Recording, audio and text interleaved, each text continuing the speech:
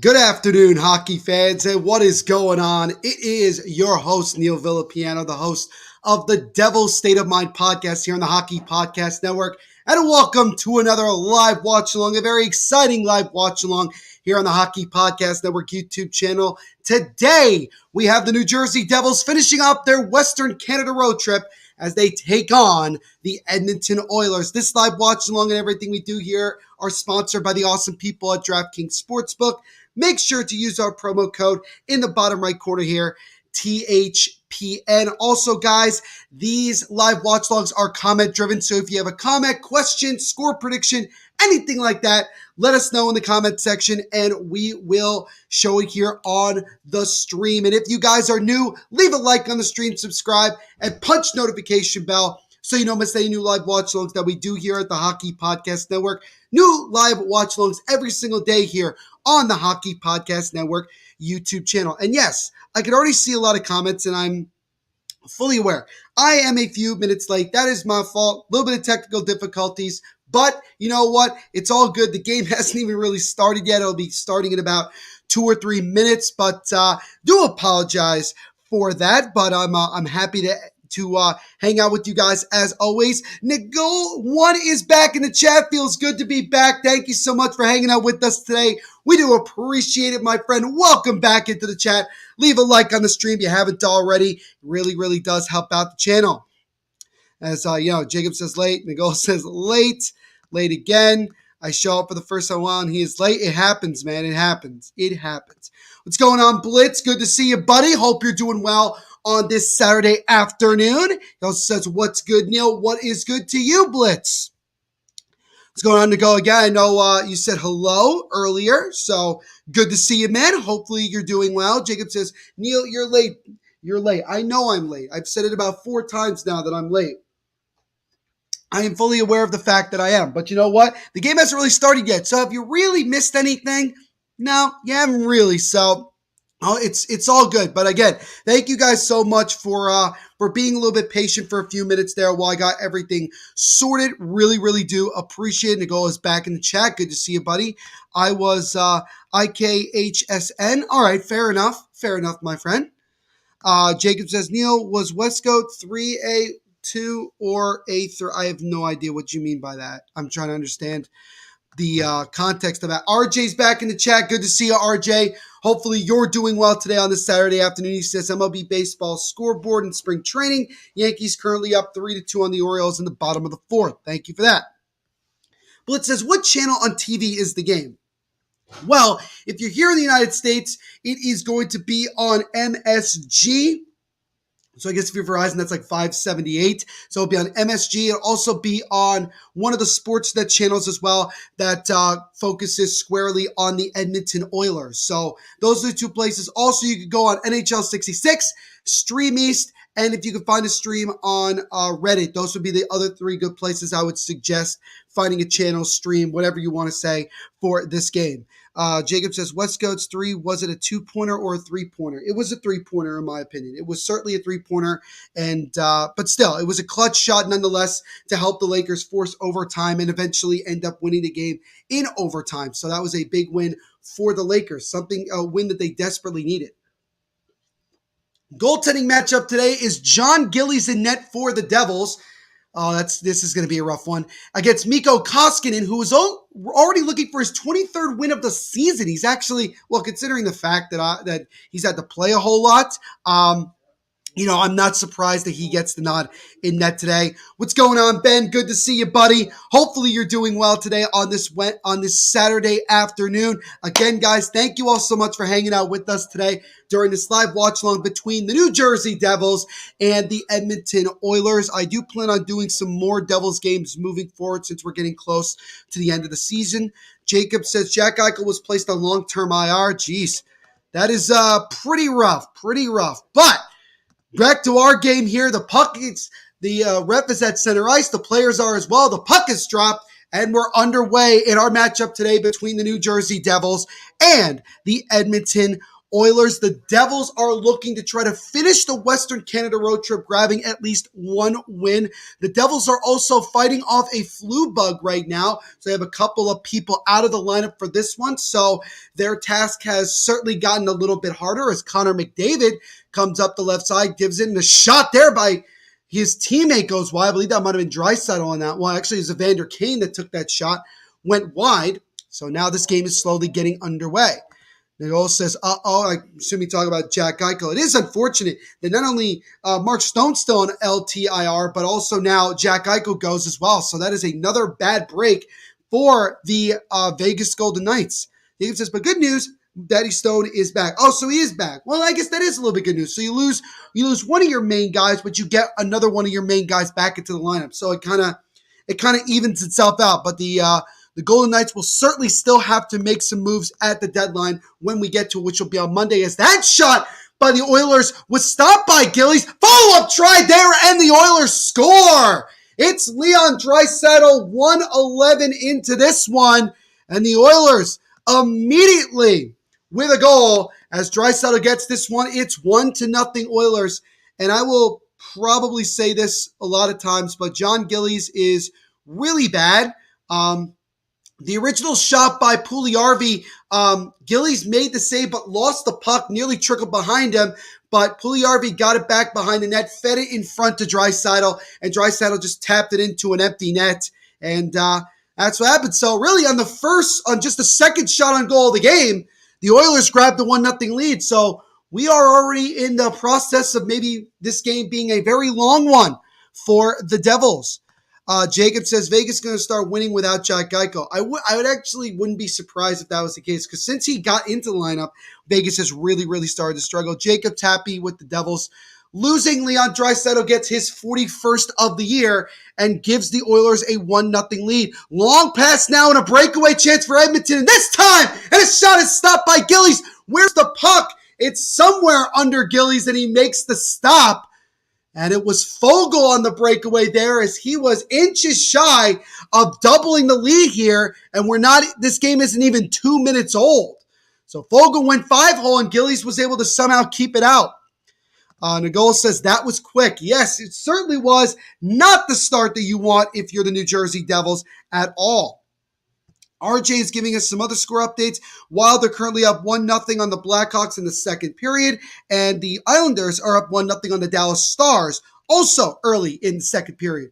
Puljujarvi and Cody Ceci get the assist on that goal by Draisaitl, 41st of the year. So that shot there by Tyson Barrie gets deflected out of play. Jacob says, I picked New Jersey to win. I respect that. Let me put it that way. Devils, 12 goals allowed in the last two games, most in 2-goal span since January 31st to February 1st, in which they gave up 13. So prior to this Western Canada road trip for the Devils, they actually were playing really well, coming off winning 3 out of 4 on their homestand against some teams like St. Louis and Colorado. But they've kind of fallen somewhat back down to earth. But now the Devils come the other way. It's a 2-on-1 for the Devils. Nico Hischier gives over to Yahtzee. He takes a backhand, and the net dislodges. But Koskinen still made the save. I'm not sure who exactly knocked off the net off its moorings, but Janssen tried to get cute on the backhand there. Not sure exactly why he tried to go the backhand. As Koskinen actually, while he was stretching out to make the save, was the reason that the net dislodged. But no goal nonetheless, and the Devils still trailing early in this one 1-0. But a good first major opportunity there for the Devils on a 2-on-1, but Janssen just could not tap it in.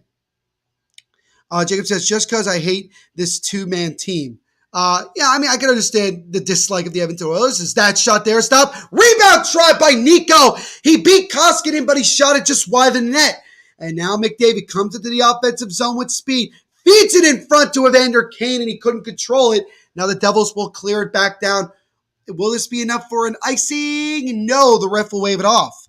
Our good buddy Lee Monson is in the chat from Grand Prairie, Alberta, Canada. Good to see you as always, Lee. Hope you're doing well today on this Saturday afternoon. Thank you so much for spending some of it with us.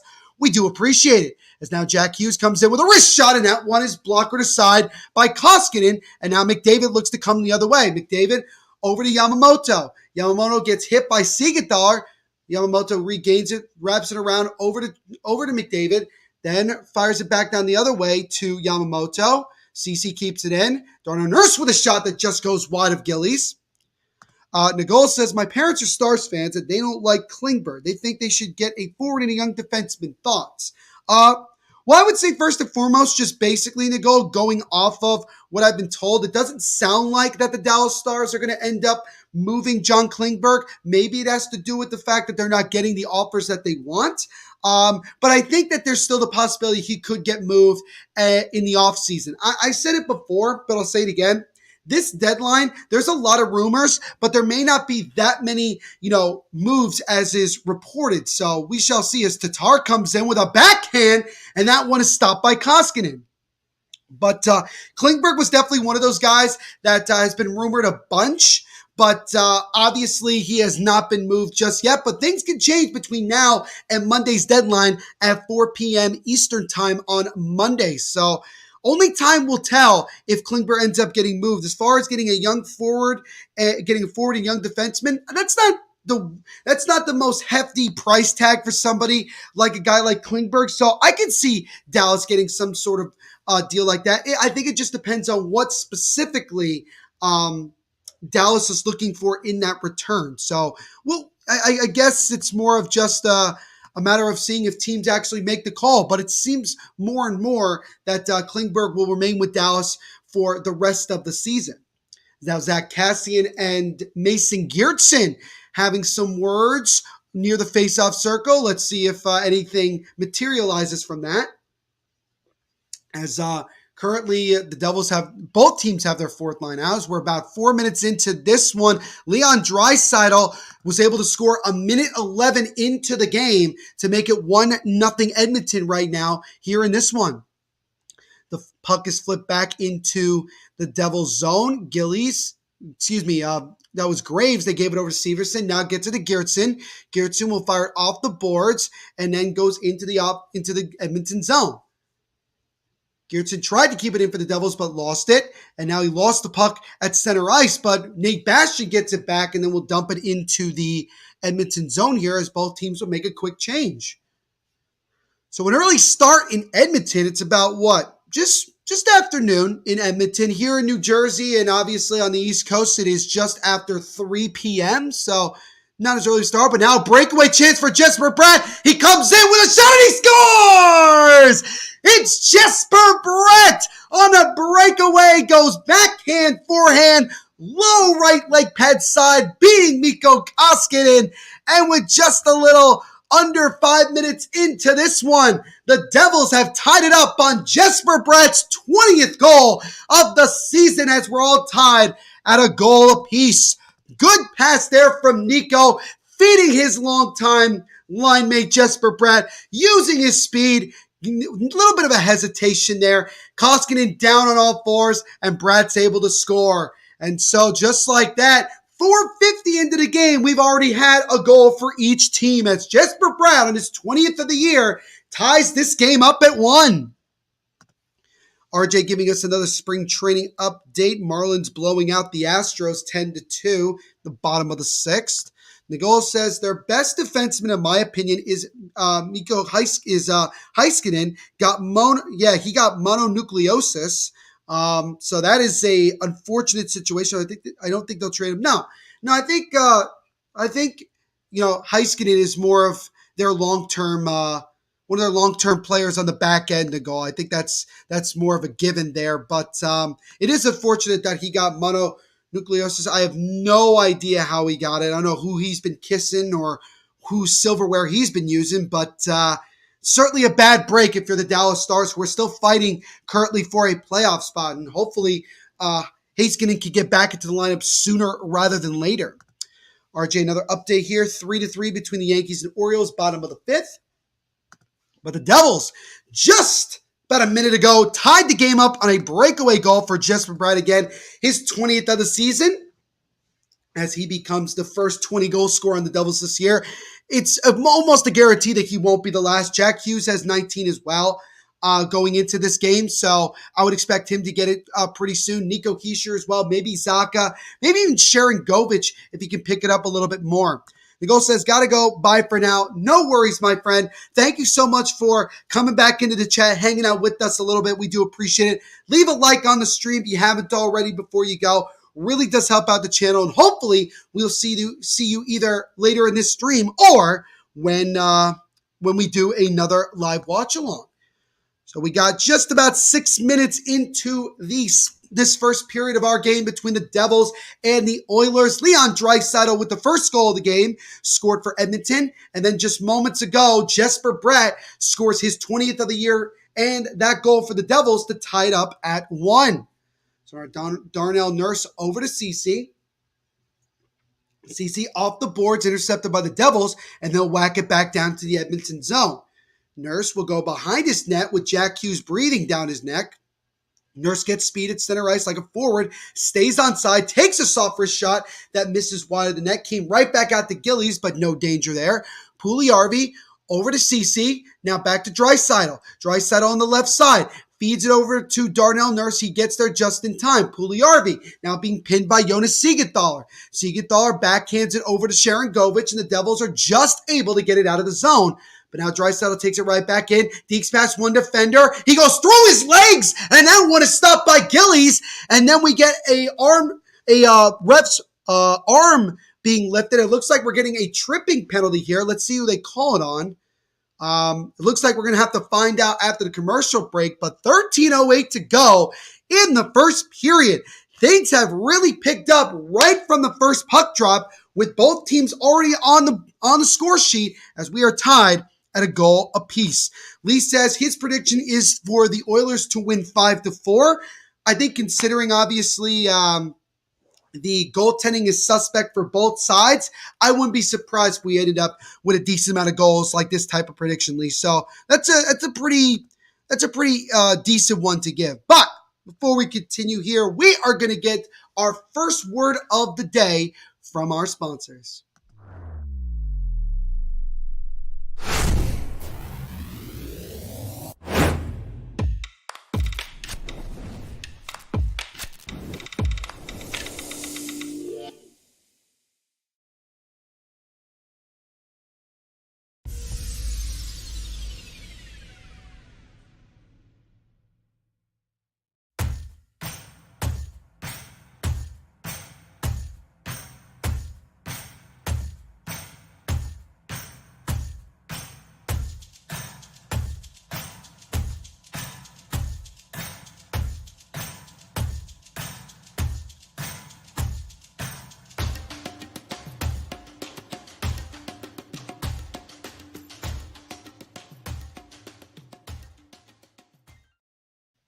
So a big thank you and shout out to our sponsors at DraftKings Sportsbook for sponsoring this live watch along and everything we do here at the Hockey Podcast Network. When you guys sign up for DraftKings, and you really should get on it right now, with it being March Madness, DraftKings is offering so many really awesome opportunities. Make sure you guys, when you sign up for DraftKings, to use our promo code THPN. Devils now going to the power play, first power play of the game for either team, with the game tied at 1. Draisaitl with the goal for the Oilers, Jesper Bratt with a goal for the Devils. And we are just 7 minutes into this one, as now the Oilers with Darnell Nurse will just take the puck and fire it down into the Devils zone for a clear. Devils have the 26th power play in the NHL, while the Oilers have the 24th penalty kill. So something's got to give here as Bratt gets it over to Nico. Nico Hischier tried to feed it back top of the point, losing the puck for a second there, but now regains it. Nice. Tried to feed it over was Jack Hughes to Bastian. Couldn't control the pass. Now the Devils will set it up as Jesper Bratt takes a pass that gets blocked.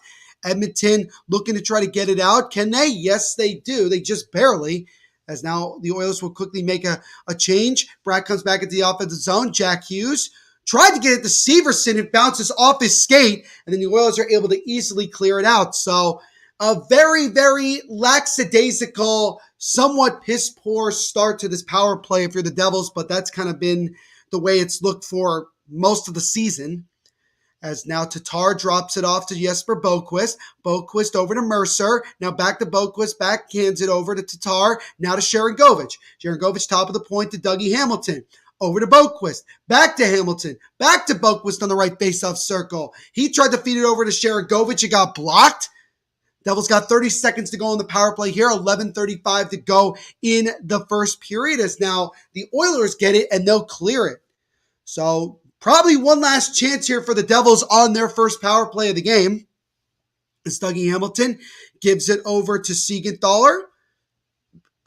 As now Michael McLeod will get over there. He tried to get there first, intercepted by Edmonton, and they're able to almost get it out, and now they'll be able to, as 3 seconds, 2 and 1, and that'll do it for the Devils' power play. They finished with no shots on goal and really just didn't do anything on that one, and they end up not scoring, so the game remains tied at a goal apiece with 11 minutes to go here in the first period, and the game still tied at 1. So now here come the Oilers again. Tried to feed it in front. That one's broken up.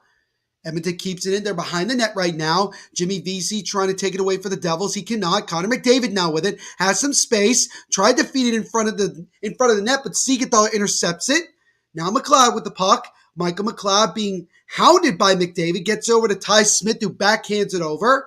Gets over to Vesey. Now to Siegenthaler. And then Siegenthaler will safely dump it out to center ice as both teams make a quick change. Cody Ceci now gives over the Draisaitl. Draisaitl and McDavid feed in front. That one is blocked. Devils looking to try to get out of the zone. McDavid over to Draisaitl. Feeds it top of the point to Darnell Nurse. Now to McDavid. McDavid stops, waits, gives it over to Draisaitl. He has a lane, takes the shot, and that one just goes wide of Gillies. Shots are currently 6-5 in favor of the Devils as we've just reached the halfway point of this first period. McDavid tried to feed it in front, intercepted by Jesper Bratt, and now Bratt will flip it, and he looks to try to see if he can weave through two defenders, but Cody Ceci is able to chip the puck off him, and now Darnell Nurse will control it for Edmonton. Darnell Nurse slowly making his way out to center ice here, and he'll just fire it to the right of Gillies. No icing here as now Graves gets it over to PK Subban. Subban with a long pass to Jack Hughes that gets broken up, and now Hughes will have to reset. Graves. So now the entire Edmonton arena is doing the wave as I'm watching. This is actually quite one of the more impressive waves I've seen where everybody's getting involved. I know it was a random thing to say, but it was something that just popped up as I'm seeing. But now Jack Hughes has an opportunity, feeds it over for a shot, and that one is stopped by Koskinen on the shot there by Dawson Mercer. Great chance there for Mercer. Tried to go top shelf, but Koskinen was expecting it, was able to get up high and stop it with at least partial of his glove. Great save there for Koskinen as the Devils were looking for their first lead of the afternoon. Oilers have the puck now in the offensive zone, 75 with it, being hounded by two Devils players, and then Jimmy Vesey intercepts it for the Devils, gets it over to Subban, who then will feed it to Graves, and slowly Graves will make his way as both teams make a quick change. As now he backhands it into the zone. Edmonton gets there first. Number 71 with the puck gets it over to his defensive partner. It gets over to Kyle Yamamoto, who tried to feed it over to 71. It was broken up. I believe that's Ryan McLeod is now an opportunity for the Devils coming the other way. Tatar with a shot. He just missed wide on that little one-timer setup from Vesey. As Tatar was looking for that one, but he just shot it wide. Jacob's going to go with a 3-2 Devils win. I actually appreciate that you got the Devils in this one, Jacob, as that shot there by Connor McDavid is blocked. Oilers keeping the pressure on here right now, looking to try to see if they can retake the lead. McLeod being hounded by Boquist, and now Boquist gives it over to Bratt. Bratt holds it, tried to get it over to Johnsson, and got blocked by Yamamoto. Then Yamamoto just was able to get it back into the Devil zone to kill some time. Dougie Hamilton with the puck now, 7:35 to go in the first. Hamilton weaving through defenders, but it's broken up by the Edmonton defense, and now the Oilers come into the zone. Puljujärvi will wrap it around the boards. Draisaitl gets there first, tried to feed it over to a streaking Puljujärvi, but just missed them. Devils keeping it in, though. Oilers are. As Puljujärvi with that shot, it got deflected, but it was stopped by Gillies. So after giving up a goal on just the second shot he faced, John Gillies of late has been strong in net as he's denied a couple of good chances for Edmonton. Edmonton setting it up again. Darnell Nurse tried to get over to his teammate. It got broken up. Sharangovich with Graves. Graves tried to get it over to Smith, but is intercepted by Edmonton. Darnell Nurse, top of the blue line on the left side. Tried to wrap it around the boards, intercepted by Graves, and then Graves will turn it around and tried to get it over to Sharangovich. CC trying to hold the puck in the zone. Devils finally were able to get it, and they'll flip it out. 6:38 to go in this fast-paced first period, still tied at 1 goal apiece. Hyman gets over to Draisaitl, who will wrap it around the boards. Devils try to get to it first. They do. Subban now holds, tried to get it over to Jack Hughes. He misses, and that one goes all the way down into the Edmonton zone for an icing. So we get a face-off now in the Devils zone. 6:23 to go in the opening period. Game still tied at a goal apiece. Again, Draisaitl with the goal for Edmonton. Jesper Bratt with the goal for the Devils. Draisaitl's goal was his 41st of the year, while Jesper Bratt gets his 20th of the year, the first Devil to reach 20 goals. He will not be the last. As now Ty Smith chips it out of the zone. Oilers will have to regroup. Now it's chipped in back into the Devils zone. Subban, being hounded by McDavid, gets it over to Ty Smith. Smith one-hands it over to Geertsen, and now Geertsen trying to whack away at it. Just gives it over to the other side to Subban. And then Subban feeds it over. Now got an opportunity with speed for McLeod. McLeod with a shot, and that one is stopped and covered by Koskinen. And we'll get a stoppage of play. 5:55 to go in the opening period. Game still tied at 1 here between the Devils and the Edmonton Oilers. And while we have a break in the action, we will take a break as well to get another quick word from our sponsors.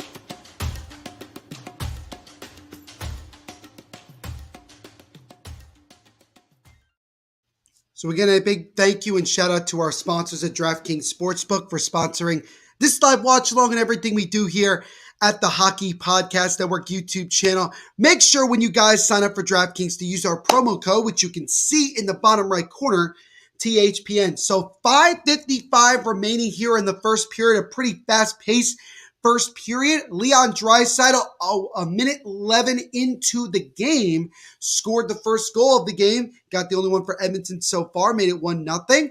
And then, just a couple of minutes after that, Jesper Bratt scored on a breakaway to tie the game up at 1. And that is where we are at this moment here, as we're not even a half hour into this game, and we're almost at the end of the first period. As they show Damon Severson, 8th season with the Devils, longest tenured Devils player, drafted 60th overall back in 2012. Played in 546 games, has scored 48 goals with 169 assists. A guy who has been subject to a little bit of trade rumors. He will be a free agent, not at the end of this season, but next year. But he could be somebody that the team might pay a decent price for, so we'll see. Now the Devils trying to make a long pass over to Janssen. Got broken up, but Nico keeps it in. Now Bratt has some speed, comes in with a wrist shot, and that one just goes wide. Good opportunity there for Bratt, looking for a second. Shot there by Siegenthaler, just goes wide on the left side. Nico loses the puck to Darnell Nurse, and now Nurse will look to try to backhand it out of the zone. And now Evander Kane looks to get there first in the offensive zone for Edmonton. Tried to feed it in front, it got blocked. Doug Hamilton loses it. Now it's Vander Kane. Tried to feed it in the slot. Good deflection there by Janssen, and it goes back out towards the Edmonton bench. And now Zach Kassian loses his footing, and now the Devils are able to take it away. Jack Hughes gets tripped from behind. Is there going to be a penalty? Well, we certainly got a stoppage of play, but I believe they did call an icing there as Jack Hughes is able to get up. He is okay. I'm not sure if he necessarily got tripped or he just fell on his own feet there, but either way, they did actually call an offside, so the faceoff will come just outside the Edmonton zone here. And once again, guys, if you're enjoying what you see so far, if you're new, make sure to leave a like on the stream, subscribe, and punch notification bell so you don't miss any new live watch-alongs that we do here on the Hockey Podcast Network. New live watch-alongs every day here on the channel, covering every single team in the National Hockey League. And if you are new and you do subscribe, let me know in the chat that you did so I could shout you out here on the stream. Now the Devils come into the zone. Sharon Govich loses the puck to Draisaitl. Now Draisaitl will take it behind his own net, gets it over to Duncan Keith. Duncan Keith gets it over to Puljujärvi, and now the Oilers keep it on sides. Draisaitl with a wrist shot, and that one just went wide of Gillies. Gillies might have been out of position a tad bit, but the puck did not beat him.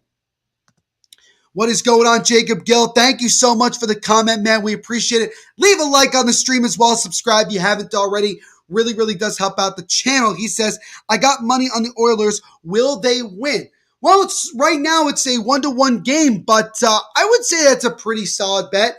You know, despite both teams having suspect goaltending, the Devils' goaltending is a little bit more suspect than Edmonton's. And considering the fact also, Jacob, that this game is in Edmonton, I would probably say it's a safe bet to put some money down on Edmonton potentially winning this game. But hockey's a magical, unpredictable sport. You never know what can happen sometimes. As now 15 gets knocked down, we're going to get a penalty here, as it looks like we're going to get a penalty on, I believe it's going to be Ty Smith that's going to the sin bin. So it looks like the Oilers might get their first crack at the power play. But we'll see here once we return to action. 3:35 to go in the opening period. Still game tied at a goal apiece here between the New Jersey Devils and the Edmonton Oilers. And we'll step aside for another moment to get another word from our sponsors.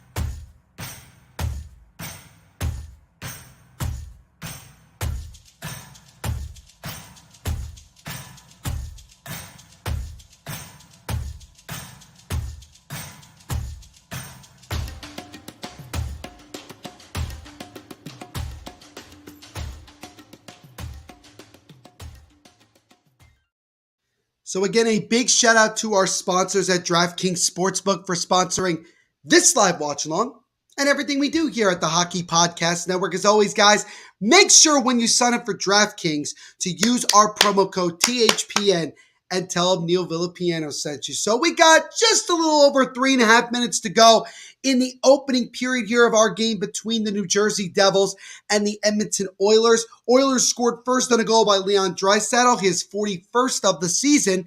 And then 3 or 4 minutes later, Jesper Bratt scoring his 20th on the year on a breakaway tied the game up at 1. Devils had a power play earlier, did not even get a shot on goal. And now Ty Smith goes to the sin bin for the Devils. So now the Oilers will get their first crack at the power play momentarily. As Jacob Gill says, let's go Oilers then. Also need Penguins today. All right, so we got at least one person that's going with the Devils and one person that's going with the Oilers in the chat.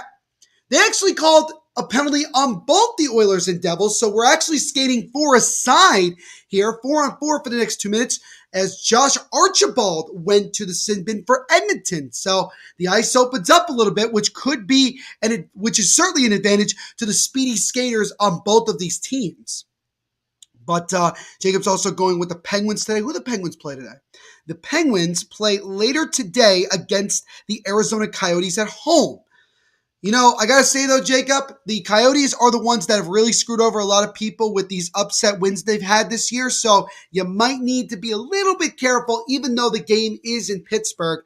Just be a little bit careful. You got to see who's playing. You got to see who's not and kind of go from there. But still, man, we appreciate your support, Jacob. And again, leave a like on the stream as well as subscribe if you haven't already. Really, really does help out the channel. Wayne Gretzky's only regular season overtime goal as an Oiler came against the Devils in 1986. Who was the goalie? 1986. I'm going to say that's Sean Burke. That might be a little. I'm not. I'm going to say Sean Burke. That's my guess. That's my guess. That's the trivia question that MSG showed for today's game. I'm currently watching this on MSG since this game is local to my area, so I get to watch it that way. James says Vegas Golden Knights or Kings. Is that game in LA or is that in Vegas? That game is in LA. Jacob, who's in net? Let me know. Jacob, let me know who's in net for both teams, and then I can kind of give you a better answer for that. What is going on, James? Good to see you as always, buddy. Hope you're doing well today on this fine Saturday afternoon. We appreciate you hanging out with us and spending some of your Saturday with us today. He says Kings win, Jacob. So James wants to go with the Kings in this one. As that shot by Evander Kane just goes wide. Andy is also in the chat. Good to see you as always, Andy. Hope you're doing well today, my friend. Leave a like on the stream. You haven't already. Really does help out the channel. As now Siegenthaler takes a wrist shot, and that one is stopped by Koskinen. 30 seconds to go on the 4-on-4. 2:05 to go in the first period. James also says, hello, everyone. Cheers for the game. No worries, James. Thank you as always for hanging out with us. Jacob says, Laurent Brossoit, probably the backup for the Kings. So that would probably be what? Peterson? Considering that's in LA and considering the fact that Golden Knights have struggled quite a bit of late, I'm gonna go with the LA Kings in that one, probably winning like 4-3 in overtime. That's gonna be my prediction for you, Jacob. So at least the Golden Knights get themselves a point. But will be an interesting one. The Golden Knights need to win as many games as they can right now, with so many teams breathing down their neck, trying to jump them to that second wildcard spot. So we get a face-off back in the Devil zone here with 1:24 to go in the first. Dawson Mercer, 15 goals, fifth among NHL rookies. He's with the New Jersey Devils. So he is 5 behind currently Michael Bunting of the Toronto Maple Leafs, who leads the league for goals by a rookie. He has 20. I would love to see Dawson Mercer in these final 20 some odd games get the 20 goals in his rookie year. I think that would be a great start to his what should be very exciting and long career in the National Hockey League. But he's definitely been really well. He jumped, he made the team out of training camp, his first training camp, and at times just really hasn't looked back. He got off to a hot start, then kind of went quiet for a while, but he started to pick it back up again over these last 10, 15 games. So now we get an offsides called here against the Oilers with just a little over a minute to go in the first period. Jacob's going to go with a 4-2 win for the Vegas Golden Knights. I expect nothing less from you. James says Flames or Canucks. This is a good one because, again, the Flames are trying to fully establish themselves for a good, high spot in the playoffs, while the Canucks are one of those teams I just mentioned breathing down Vegas's neck to try to get into the playoffs. And that game is what? In Vancouver? That game is in Calgary. I'm going to have to go with the Flames in that one. I'm going to go with a 4-2 win for the Flames against the Canucks in that one. Jacob says Vegas Golden Knights winning 10 in a row again, calling it right now. Well, they got to start by getting this dub today, against the LA Kings, but they can do it. They have the firepower to do so. 47 seconds to go here in the first period. Devils looking to come the other way. Nico tried to feed Bratt, hit off his stick, but Bratt's still able to get there first for a moment, intercepted by McDavid, and now Darnell Nurse chips it over to the right side. It's just out of the reach of Cody Ceci. Graves gets it now with 30 seconds to go in the first period. Graves slowly gets it over to Severson. Now to Boquist. He makes a long pass to the right side to Tatar. He gets tangled up with Darnell Nurse, and Tatar loses the puck. Goes back behind the Edmonton net. 13 seconds to go here in this period. Maybe one last rush for the Oilers if they hurry here. As now Barry has the puck chip off of Cassian's stick. 3 seconds, 2 and 1, and that will do it for the first period here of our game between the Devils and the Oilers. A minute 11 into this one, Leon Draisaitl scored just the second shot of the contest, gave the Oilers a 1-0 lead, and then about 3.5 minutes later, Jesper Bratt scored on a breakaway to tie the game up at 1, and that, ladies and gentlemen, is where we stand at the end of 20 minutes of play.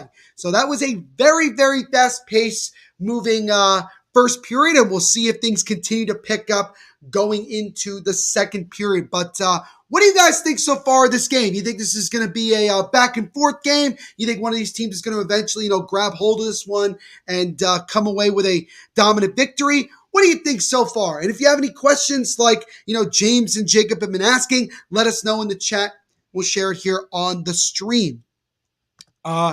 Jacob says telling James he's going to go with Vancouver to win 2-1 in that one. James says, cool, we need the points for the standings. Yes, they certainly do, because let's take a look at the standings currently as we are covering these games today.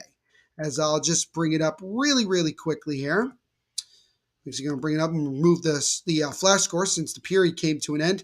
Currently, as it stands in the wild card race, go to the West here. The Vancouver Canucks currently sit at 67 points. They are 3 points behind the Vegas Golden Knights for the second wild card spot. Vegas with 70 right now. Nashville has the first wild card spot with a little bit of a bigger lead, not that much, really like 5 points actually. Nashville with 74. So right now, we're in a dog race between, here are the teams that are definitely still in somewhat of a hunt or, definitely in a hunt for a playoff spot. San Jose with 60, Anaheim with 65, Winnipeg with 66, Vancouver with 67, Dallas with 69, nice. And then you have Vegas and Nashville, who are currently holding the 2 wildcard spots in the Western Conference. But then you look over to the East. And there really isn't much competition, because here's why. Boston has the first wildcard spot with 81 points, Washington with the second at 80, and then the first team outside of the 2 wildcard spots is the Blue Jackets, who have 65. So that race for the wildcard spot, unless one of these teams has a major collapse, is most likely, we're most likely not getting any sort of a race right now. As far as the Edmonton Oilers, they are currently sitting in third place in the Pacific Division, which gives them one of the first 3 spots in a playoff position. So they're not even in the wild card right now. They are with 72. They're only 4 behind LA for second in the division with 76. And Calgary currently with the lead in the Pacific Division with 82 going into tonight's affairs. So yeah, it's going to be a really, really wild finish in the Western Conference when it comes to who's going to fill out those wildcard spots. A lot of those teams are going to be fighting to the near end. As far as the East is concerned, it's more of a matter of how does the seeding end up playing out once the season comes to an end. Because as far as any team making a miracle run at the end, I can't really see it here in this regular season. But anything can happen. We got Nordson18 Reviews saying, hello, Oilers fan here. Awesome, man. Welcome to the Hockey Podcast Network YouTube channel. While you're here, my friend, leave a like on the stream as well as subscribe. Hit the notification bell so you don't miss any new live watch-alongs that we do here on the Hockey Podcast Network. And if you do subscribe, my friend, let me know in the chat that you do so I can shout you out here on the stream. And then Jacob says, Jets ain't making the playoffs. Yeah, I would say that you know what? They're only, 4 points out? 5? I mean, again, San Jose's probably unlikely going to make it. They're currently 10 points behind. I think it's pretty much going to be tough. Anaheim still has a chance, only behind by 5 points. Winnipeg still in it behind by 4. Vancouver still certainly in it behind by 3. And Dallas, again, just 1 point behind the Vegas Golden Knights. And currently, the Dallas Stars are tied at 1 goal apiece after 2 periods of play. So if they do win, Jacob, the Dallas Stars will, at least for the time being, will jump Vegas into the second wildcard spot because they will have 71 points. Nordson said, of course I sub. Thank you so much, man. Really appreciate you subscribing. And again, guys, make sure to welcome Nordson, our newest subscriber to the Hockey Podcast Network YouTube channel. Thank you so much, boss man. Really, really do appreciate it. Lee says, do have Jack Hughes on my hockey pool, hoping for a good game for him. He's a pretty safe bet that he's going to be involved in a lot of plays and get some points. He's basically a point per game player, so he's a pretty safe bet to get some money in with regards to it. So he hasn't gotten anything so far. He didn't get the goal, or he did not get an assist on the only goal for the Devils, but he's still got 2 periods of play to do something. So give it some time, and he'll find the back of the net. Before we continue, ladies and gentlemen, we are going to take a quick break and get another really interesting, it's a very creative word, from our sponsors.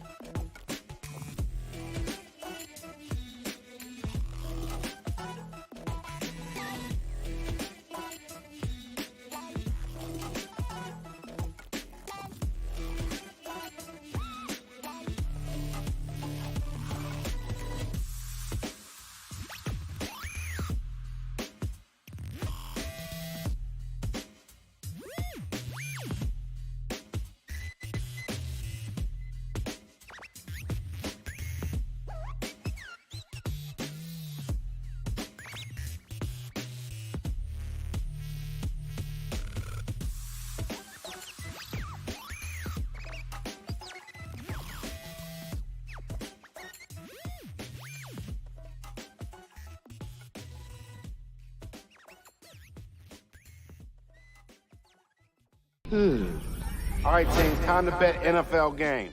Confidence. I'm feeling a parlay with more legs than a spider. So 9 legs? Roll the dice, baby. Indecision? We picked one home favorite. I abstain. You can't abstain. Boring! 6-leg parlay, 2 home dogs, all hitting the over. Boom!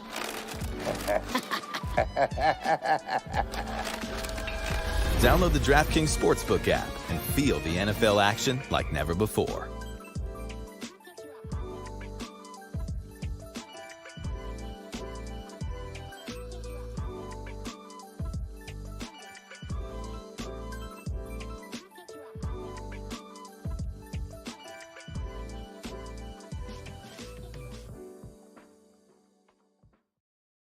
So again, a big shout out to our sponsors at DraftKings Sportsbook for sponsoring this live watch along and everything we do here at the Hockey Podcast Network. Make sure, guys, again, when you sign up for DraftKings to use our promo code THPN. So welcome to the first intermission report here of our game between the New Jersey Devils and the Edmonton Oilers. It is all tied up at a goal apiece after 20 minutes of play. It started with Leon Draisaitl just a little bit over a minute into the contest, scoring to give the Oilers the 1-0 lead.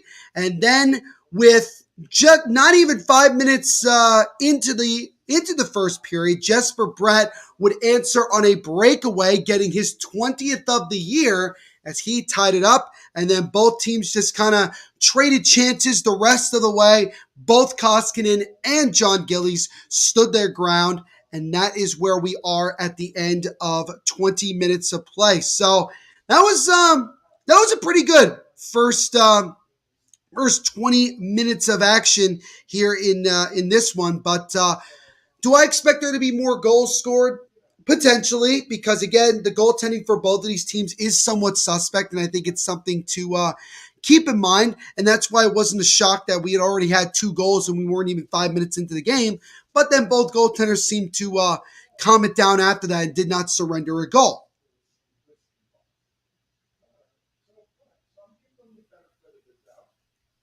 But one of the things that I wanted to talk with you guys about is the fact that By the time we reach Monday at 4 p.m. Eastern, we will officially reach the trade deadline. So between now and Monday, there's going to probably be a decent amount of more moves potentially. We're hearing a lot of rumors back and forth.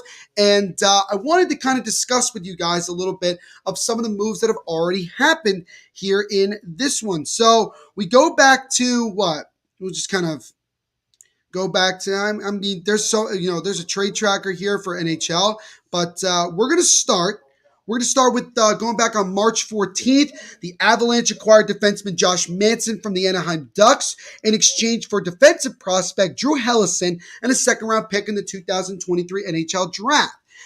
Manson was a defenseman for the Ducks that was definitely subject to potentially getting moved. Obviously, the Avalanche wanted to beef up their defensive core a little bit more. Obviously knowing they're going to be losing Gabriel Landeskog for a decent amount of time. I think it's definitely a question to see if the Avalanche are done or they try to make some more moves before the deadline is up, but they ended up getting that. It's good for Anaheim because obviously the 2023 draft class is supposed to be a lot stronger than the 2022 draft class. So you're seeing a lot of teams trying to get 2023 picks because of how deep reportedly that draft class is supposed to be. But I'm sure you're still going to find a decent amount of talent in that 2022 draft pool. You're always going to be able to find some guys that can contribute in one way or another down the road. Now, the very next day, Minnesota Wild acquired forward Tyson Jost from the Avalanche in exchange for forward Nico Sturm. So it was just basically a 1-for-1 in that one. So again, the Avalanche definitely busy. New York Rangers made one of the first of what should be several moves that they end up making at the deadline. They acquired Frank Vetrano from the Florida Panthers for a later selection of either the Rangers' own fourth-round pick in 2022 or the Winnipeg Jets' own fourth-round pick in 2022 that they previously acquired from the Winnipeg Jets. So, yeah, I mean, it's definitely a move that you say, wow, the Panthers might be doing this because they are expecting to potentially acquire a guy like Claude Giroux, and they're willing to move on from a young player who actually has done relatively decent so far this year. But Vetrano goes from one contending team to another. Kelly Yarncrook got traded from Seattle to Calgary for a second-round pick in 2022, a third-round pick in 2023, and a seventh-round pick in 2024. So we had a decent amount of value that Calgary was able to give up. I mean, great, they don't have a lot of picks to make, but still, I think for Seattle, who's looking to try to get as many picks as possible, they wanted to move it. I think Seattle might end up making another move or two prior to the deadline. Let's see here. Now, another one that ended up happening was, if I can find it, was the Ben Sherratt trade, which I thought was kind of interesting. I don't know why it doesn't come up on NHL, but let's see here if we can. Let's see if I can find it here.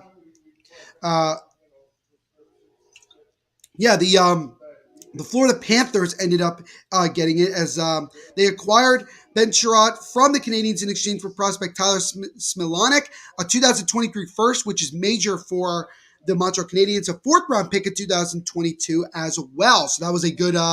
That was honestly a pretty solid package that Montreal could get for a disgruntled Ben Sherratt, who you knew was probably going to end up getting moved at the deadline, but it's a matter of what team was willing to pay somewhat of a price. And then we got the bombshell yesterday.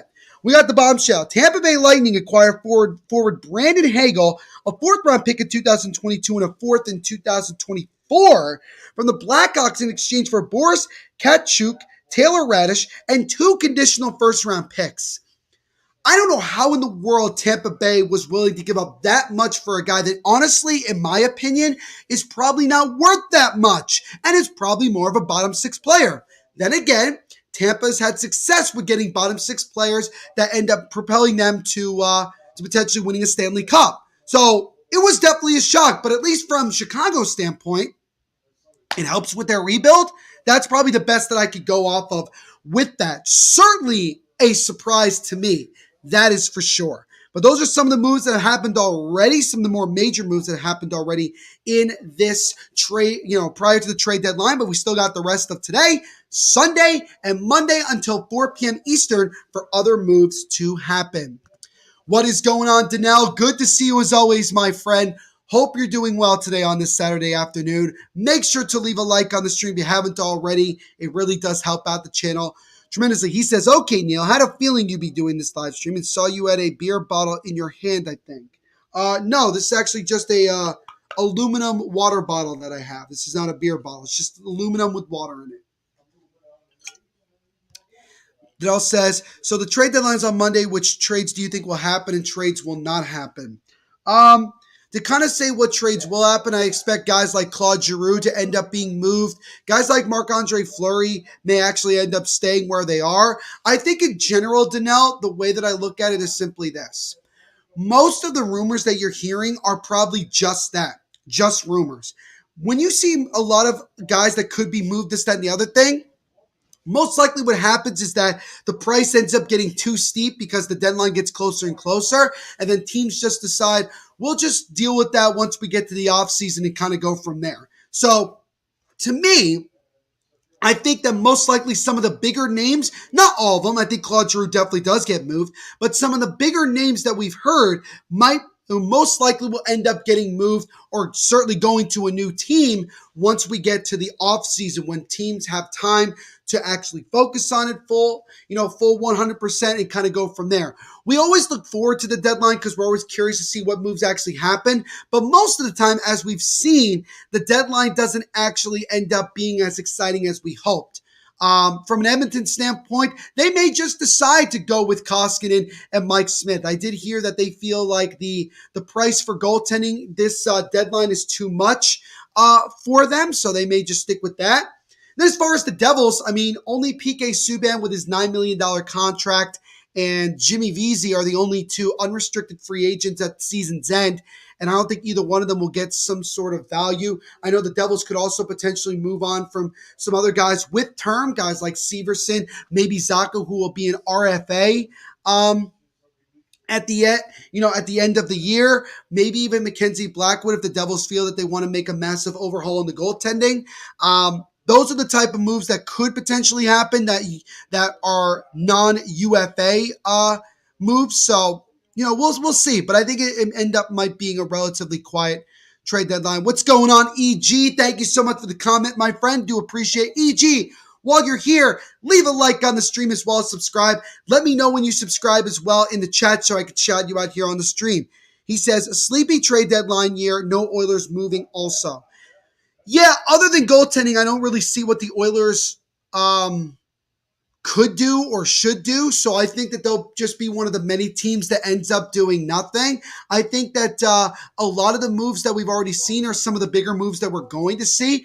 Claude Giroux, like I mentioned, he was held out of last night's game for the Flyers against Ottawa. He remained in Philadelphia, and it looks like it will be the Florida Panthers. So it does look like that Claude Giroux's time in Philly will come to an end, at least for the rest of this season.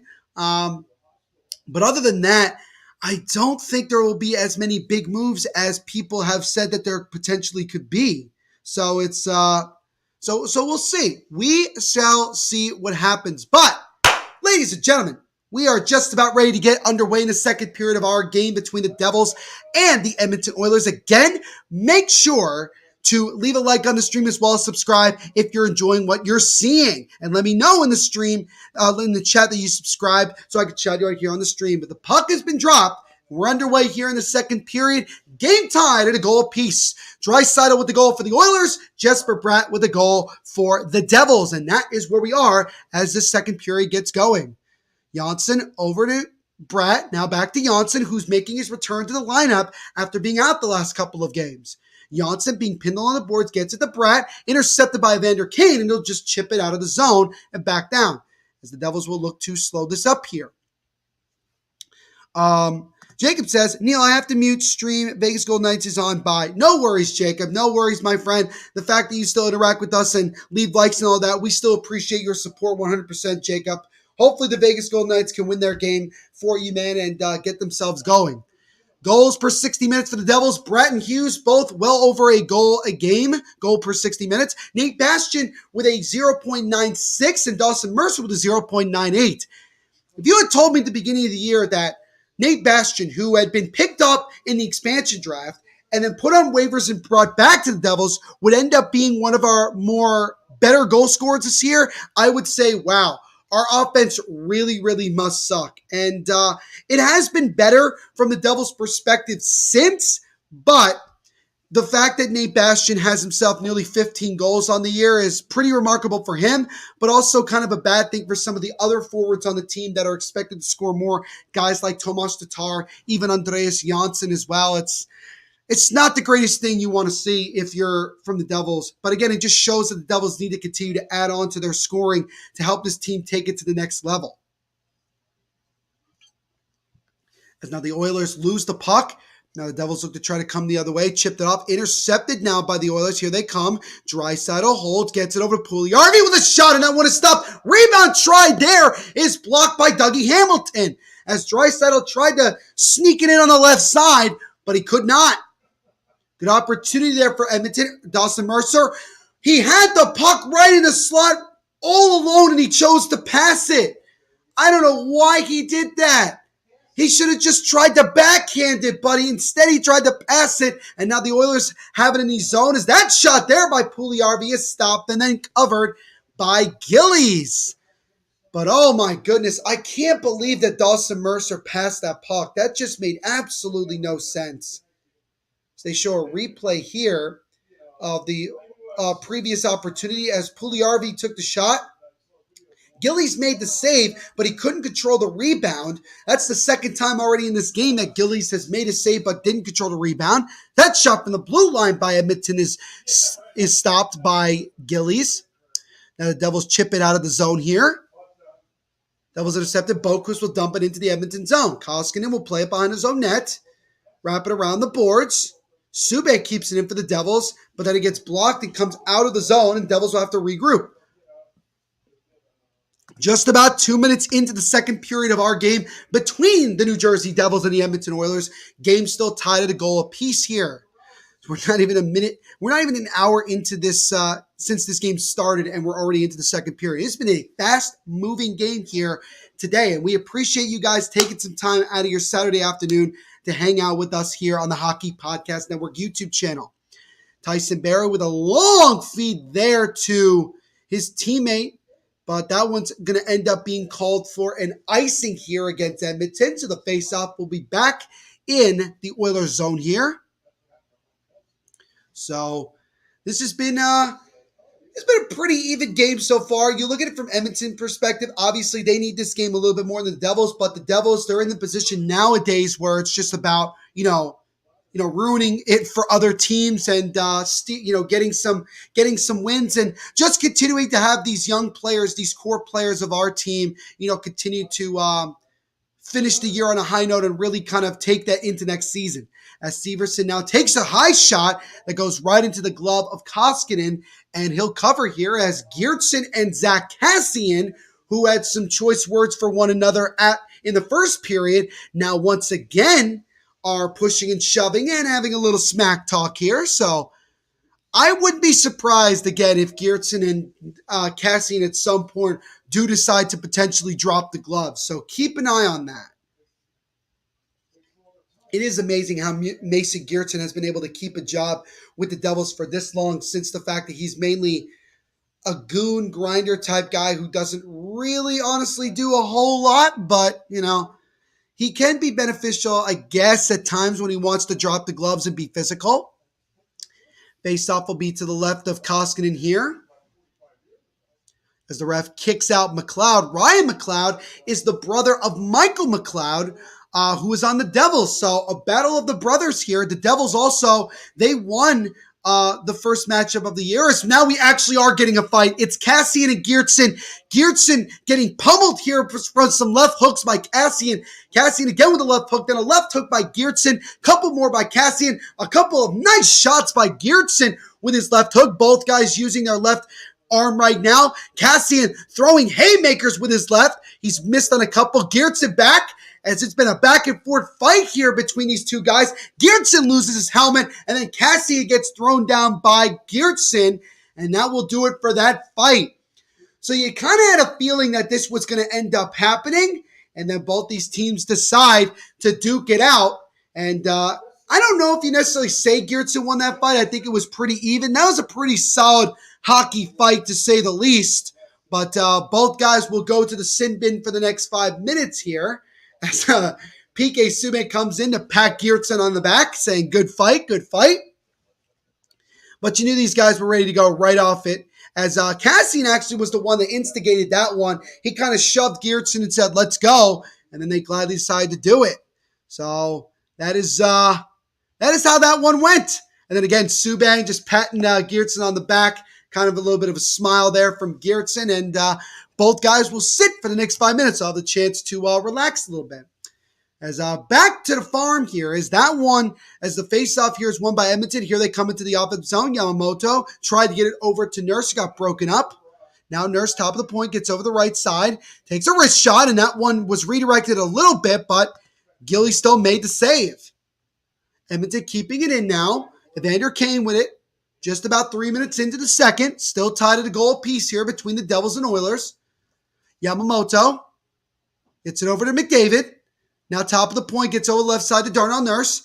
Gets over to Kane. He gets broken up there by Graves. And now the Devils try to come the other way, but the pass got deflected into the Devils bench. And so we'll get a face-off here just outside the offensive zone here with 16:37 to go in the second period. Jesper Bratt, goal today. He is on a 3-game point streak, a goal and 2 assists. Leads Devils with 20 goals, 38 assists for 58 points. So he leads the Devils in every single main offensive category at the moment. Jacob says, Neil, Vegas Golden Knights is at home, so you'll still say Kings. Are they at home? Yeah, no, Flash Score kind of does it like it's like a soccer score. So they say, whatever the first team is the team that's home. So it is in Vegas. So I think I'd lean a little bit more towards Vegas then, because it's at home. That's usually like a safe bet. So I guess I'll go 3-2 Vegas in overtime for that one, since this one is at home. But Vegas is struggling of late. They need to get themselves going here a tad bit. Is now Edmonton with the puck here. They'll slowly have it in their zone. Draisaitl over to the defensive partner. 4 minutes gone here in the second period. There's now an opportunity here with that shot. And that might have gone up and hit the mask of Gillies, but he makes the save. And then the Devils fire it down, and it will be an icing. That one just missed touching Koskinen there. Stanley Cup championships between 1976, 1988. Canadians with 5, Islanders with 4, and then the Oilers with 4 of their own. They also added a 5th one 2 years after they, or actually a year after they traded away Wayne Gretzky to the LA Kings. Jacob says, that's better, Dad Neil. Thank you for that compliment. And he says, I'm at the sports book. I put $30 on Edmonton. All right. So you got some money going for the Oilers here. They are currently still tied here in this game against the Devils 1-1. Now that shot gets blocked. Now number 10 gets it over. He loses the puck, intercepted by Mercer. Tried to feed it over to Boquist. He got knocked. And now Shore tried to chip it out of the zone. Finally gets it over to his Edmonton teammate. And now the Oilers were able to slow it up. There's now Vesey with the puck. Jimmy Vesey gets it over to Subban. Over the left side to Ty Smith. Smith over the right side to Subban. And then Boquist will backhand it into the zone, as the Oilers will slowly get to it. Intercepted though by the Devils in the O-zone. Jimmy Vesey with the puck. Vesey gets knocked down. Is there going to be a penalty? Yes, there will be. It looks like it's going to be Duncan Keith of the Edmonton Oilers that goes to the box here. Might be called for a trip or just a hold, whatever the case may be, as he goes to the box at the 4:58 mark here of the second period. So the Devils, who didn't even have a shot on goal in their first power play, will get their second crack at the man advantage with an opportunity again to try to take their first lead of the afternoon. Jimmy Vesey slowly makes his way to the bench here, as we'll see again after the play. Vesey, again, he was just slow to get up. Hopefully he's okay. Jimmy Vesey, one of the 2 UFAs the Devils have. He may end up getting moved. He may not. He doesn't have the world's greatest amount of value, but if somebody's looking for a bottom six solid penalty killer who scores some goals here and there, Jimmy Vesey could certainly provide that. Face off here, won by the Oilers for a second. Now the Devils get it. Bratt wraps it around the board, gets it over to Jack Hughes, who will look to set it up. Hughes, top of the blue line to Severson. He takes a wrist shot. That one through traffic, got to Koskinen, and he made the save. Bratt over to Severson. Severson back to Bratt, fed it in front to Nico. It got broken up, and then Edmonton's able to clear it down into the Devils zone. What is going on, Andrew? Good to see you as always, buddy. Hope you're doing well today on this Saturday afternoon. While you're here, Andrew, as always, leave a like on the stream. Really, really does help out the channel. How's the game so far? Game's pretty good, pretty even so far in this one. Both teams have had some chances. They've each found the back of the net at least once, Andrew. But things have slowed down a little bit since then. He says, I did. Thank you so much for the support as always, Andrew. Appreciate it. Devils now set it up here with the power play. 1:05 to go on the Devils power play. Severson gets it over to Jack Hughes. Hughes fakes the shot. Still with it now. Now feeds it top of the point again to Severson. Over to Brad. He takes the one-timer. Tried to get a deflection in front to Nico, but it was broken up. Devils still hold it now. Severson over to Brad on just top of the right face-off circle. Gets it over to Jack Hughes. Hughes now back top of the blue line to Severson. Takes the slap shot. That one gets blocked up high. Severson gets there first. Keeps it in for the Devils. Nico gets hounded by Darnell Nurse. Now he gets over to Brad. Back to Severson. 30 seconds to go on the power play. Jack Hughes toe drags it. Tried to feed it over to Brad. He just missed him, but Brad keeps it in regardless. Severson over to Hughes. Hughes takes a wrist shot. He shot it wide, and that puck's going to go all the way back out to center ice, and the Devils will have to regroup. 13 seconds to go here on the power play. Boquist lost the puck. Cody Ceci will get it for Edmonton, and he'll calmly clear it out, and that will do it for the Devils' second power play. They actually did a lot better, a couple of good chances, but again, could not cash in. And we're just 7 minutes into this second period with it still tied at a goal apiece as we get an icing here against the Devils. Who scored for both teams? Leon Draisaitl's 41st of the year came a minute 11 into the contest. He made it 1-0 Edmonton. And then Jesper Bratt, with just a little bit over 5 minutes into the first period, he scored to tie the game, his 20th of the year. He got the goal for the Devils, and that's where we are at this point. Face-off won by Edmonton, number 6 with a slap shot. That one is stopped. Scramble in front, but John Gillies is able to dive on it and get the cover and the whistle there. And we'll get a stoppage of play. 12:52 to go in the second period. Game still tied at a goal apiece between the Devils and the Oilers. Sorry, as we will step aside for just a moment to get another quick word from our sponsors.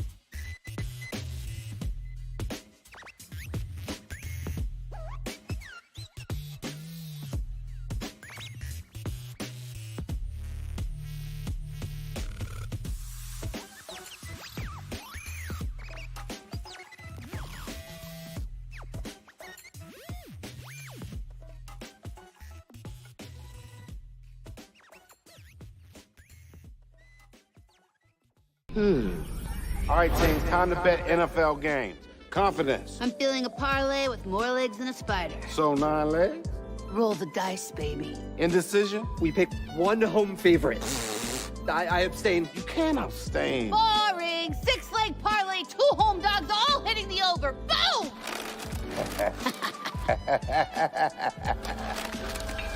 Download the DraftKings Sportsbook app and feel the NFL action like never before.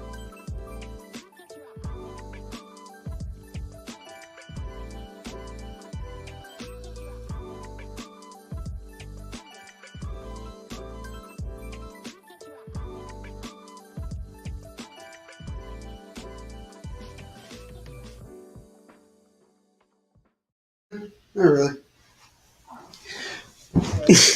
Sorry about that, guys. A big shout out to our sponsors at DraftKings Sportsbook for sponsoring this live watch along and everything we do here, the Hockey Podcast Network. Make sure, as always, guys, when you sign up for DraftKings to use our promo code THPN and tell them Neil Villapiano sent you. Andrew says, we are hosting for my brother's-in-law and we are going out for dinner at the Nest tonight. That is awesome, Andrew. I hope you have a great time this evening and enjoy yourself 100%. We got 12:15 to go here in the second period of our game between the New Jersey Devils and the Edmonton Oilers. Again, both goals happened back early, about less than 5 minutes into the game. Both goals happened. Draisaitl for the Oilers, Jesper Bratt for the Devils. Since then, Mikko Koskinen and John Gillies have been strong in net. The Oilers have yet to have a power play in this one, while the Devils have been unsuccessful on their 2 attempts so far in this one. Devils' next game is Tuesday night when they take on the New York Rangers. As now Bratt comes into the zone, he holds, gets it over to Siegenthaler with a shot, and he just may have missed that one wide. Good opportunity there. Siegenthaler looking for just his second of the year. Now Draisaitl into the zone. He tried to feed it in front to Fogo, but it got broken up. Janssen got the puck knocked off them. Dougie Hamilton gets it over, chips it over to the left side to Siegenthaler. Siegenthaler then lightly backhands it out of the zone. Devils will slow it up, gets it over to Dougie. Shots are 6-4 in favor of Edmonton in the second period. Draisaitl dekes his way through a couple of defenders. He went for a backhand, and Gillies was able to make the stop. Oh, good individual opportunity there for Draisaitl, but he couldn't get enough of it to tuck it in. But the second period shots are 6-4 in favor of the Edmonton Oilers. The shots in total are 15-13 in favor of Edmonton. 11 minutes to go here in the second period. So we are rolling along here in this tightly contested game here. Again, Devils are pretty much not going to make the playoffs. Oilers right now trying to hold on to that third spot in the Pacific Division. So they're looking to secure a playoff spot. So every game for them is major right now with regards to the standings. Now the Devils tried to do something there. Jack Hughes got the puck knocked off them by Cassian, and now Cassian comes the other way. As now Vander Kane feeds it over to McDavid with a shot, and he just missed that one wide on that try. Nice, good opportunity there by Cassian. He tried to backhand it to a Vander Kane, but it got broken up. Devils coming in, gets over to Graves. Ryan Graves has the puck knocked off him, and now the Oilers look to come the other way. Vander Kane tries to deke through defenders, gets broken up. Good job there by Mercer, who goes hard into the boards, but he gets himself right back up there as we've just reached the halfway point of our contest here and of the second period. As now both teams in the right corner in the Devils zone here as they're whacking away, trying to move the puck. The ref is yelling at them to move it. Oilers finally get it now. Duncan Keith takes a slap shot that gets blocked by Sharon Govich. Oilers keeping it in. Again with a shot by Duncan Keith. This time gets blocked by Mercer. So two good blocks there by Devils forwards on 2 shots by Duncan Keith. Long feed to Jack Hughes is good, but then Jack Hughes has to just dump it in as both teams are making a change. HBF, hockey's biggest fan, is in the chat as always. Good to see you, my friend. It's now an opportunity for Edmonton. Gets it over to 14 with a shot that gets blocked by Boquist. But good to see you, my friend. Hope you're doing well today on this Saturday afternoon. We appreciate you spending some of it with us. Leave a like on the stream if you haven't already. Really does help out the channel. The MSHL is back. It came back Thursday. That is awesome, HBF. Hopefully it's going well for you, my friend. As we speak, I'm getting changed. Awesome, man. But again, Andrew, I hope you have a great time tonight and you enjoy yourself wholeheartedly.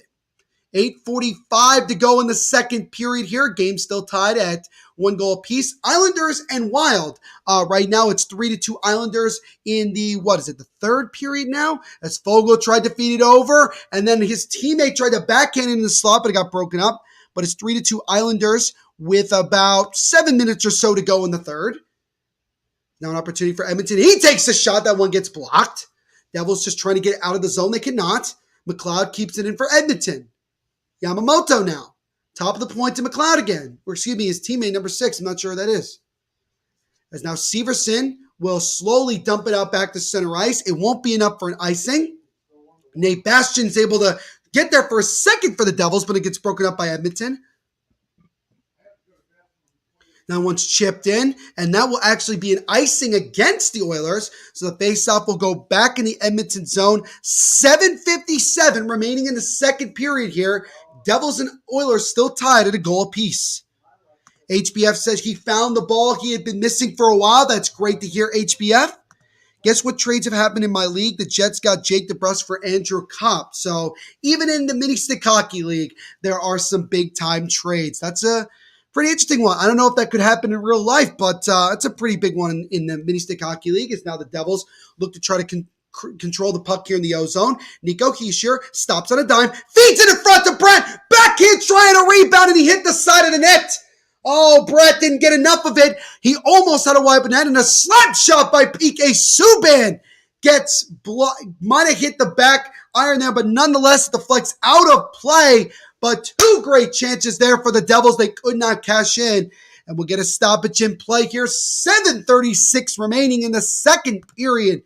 Devils pushing there, but they are still tied at a goal apiece against the Edmonton Oilers. And we'll step aside for just a moment to get another word from our sponsors.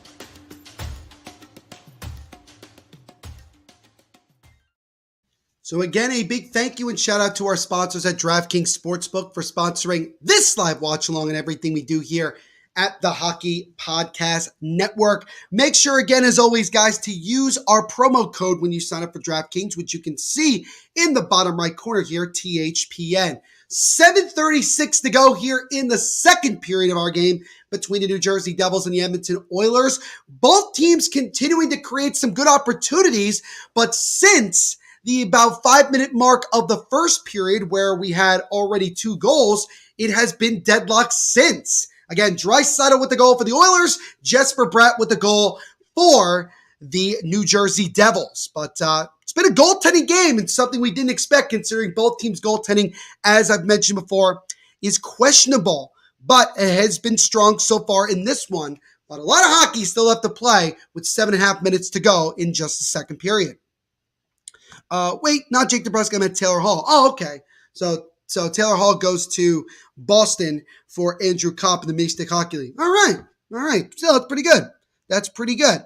Love the fact that HBF and Andrew are interacting. Again, this is what happens once you start hanging out with us in the chat. Everybody starts to talk to one another and interact. It's great. It really is great to see, and we really do appreciate all of you guys hanging out with us. And again, if you like what you see and you're new to the channel, leave a like on the stream, as well as subscribe, and also punch notification bell so you don't miss any new live watch-alongs that we do here on the Hockey Podcast Network. New live watch-alongs of NHL games every single day here on the Hockey Podcast Network YouTube channel. And if you are new and you do subscribe, let me know in the chat that you did subscribe so I can shout you out here on the stream. It says, and Hall got 2 goals for the Jets and the only goals. So HB uploading this though. Taylor Hall in the Mini Stick Hockey League off to a good start. His Winnipeg Jets debut. Very, very cool. 7:05 to go in the second period of our game here. Still 1-1 between the Devils and Oilers. And again, it's been kind of a fast-paced game. This game is not even 90 minutes old. I mean, we started at 3:08 p.m. Eastern. Saying we're really trucking along. I guess I don't know if it's nice over at Edmonton, but it is gorgeous out here in New Jersey. It puts a smile on my face. Looking forward to hopefully getting out there later today and certainly tonight. I'm going to be watching some March Madness with some friends. As that shot there by Edmonton is stopped and covered by Gillies. Archibald with a high-rising shot there on Gillies, but Gillies was able to come up and make the save. As we'll look at the replay here, Ashore won the faceoff for Edmonton, got deflected to the side. Ryan then gave it over to Archibald. Gillies made the stop, and he actually ended up having to dive down and fall down to the ground just to make sure the puck didn't get behind him. But John Gillies, who's making his first start in a couple of weeks because Nico Dawes had started each of the last 9 games for the Devils, has looked relatively sharp. I thought it was going to be a long day for him because of the fact that that he looked kind of suspect in the last couple of games, but he's looked sharp so far in this one, so it's very impressive. 6:45 to go in the second period here is now an opportunity. Backhand try by Jimmy Vesey, and he missed. Follow-up try there by Boquist, gets kicked to the side. As now Cassian gets it over, dumps it into Evander Kane. Dad, it's fine. It's fine. One of my closest friends actually, I dared her that she actually wouldn't show up while I'm doing this, and she's actually sitting here. Hi. You really thought I wouldn't do this? You could sit over there. Don't sit in my preferential direction. I don't know why I actually don't know why she's here. I actually did not believe she'd show up, but now That's exactly why, because you said I wouldn't, so I had to. Yeah, fair enough. I'll introduce you at the intermission report while this game is going on, so you can sit there. She's gonna post on her social media that she's actually watching me live. This is I don't know how to feel about this, but anyway, back to our game here. 6:22 to go in the second period. Game still tied at a goal apiece. Number 6 over to the right side now. Edmonton gets over number 6 with a wrist shot. That one is blocked. Where is the puck? I have no idea. Oh, it fell down, but the ref decides to actually blow the whistle because nobody could figure out where the puck was. So we'll get a face-off here in the Devils zone with 6:13 to go in the second period. Game still tied at 1. Let's see here. Some other comments. The Jets beat the Blue Jackets yesterday. All right. So the Blue Jackets recorded is 0-2-0, and the Jets are 1-0-1. All right. Andrew says, no wine this afternoon, and you like beers. I do like my occasional IPA, but yeah, it's also like 4:30 in the afternoon. It's a little bit early for that, considering that I'm also going out later. Against my will, I might add. I'm not forcing you. You have the option to say no. Everyone is forcing me. You have it's ridiculous. But anyway, Andy says I'm at a Mexican restaurant. Very, very cool, Andy. Very, very cool. He says, Neil, you have a girl there with you. Yes, I do have a girl, and no, she's not my girlfriend. No, she's just a very good friend who actually I didn't expect that she'd actually come and watch me live. But yeah, here we are. As that shot there by Edmonton is stopped by Gillies. 5:45 to go in the second period here. Edmonton with the puck right now.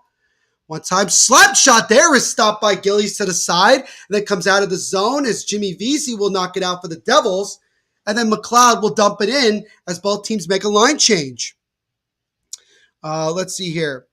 And he says, Neil, you going out to do a bit of the boozing? Yeah, something like that. Why are you recording? She's actually recording me on social media. Why are you doing this? Why are we here? Why is anything going on? As a backhand try there by Hughes is stopped and covered by Koskinen. Oh, Jack Hughes looking for the chance there, but couldn't cash in. We'll get a stoppage of play here. 5:15 to go in the second period. Still 1-1 here between the New Jersey Devils and the Edmonton Oilers. And we'll step aside for just a moment to get another word from our sponsors at DraftKings Sportsbook.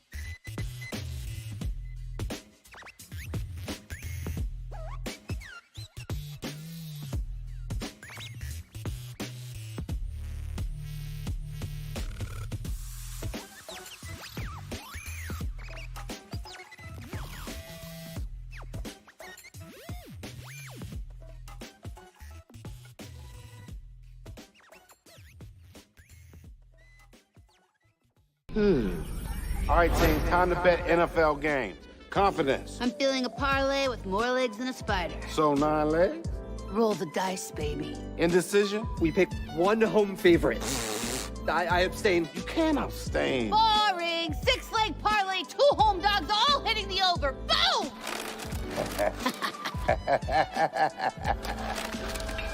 Download the DraftKings Sportsbook app and feel the NFL action like never before.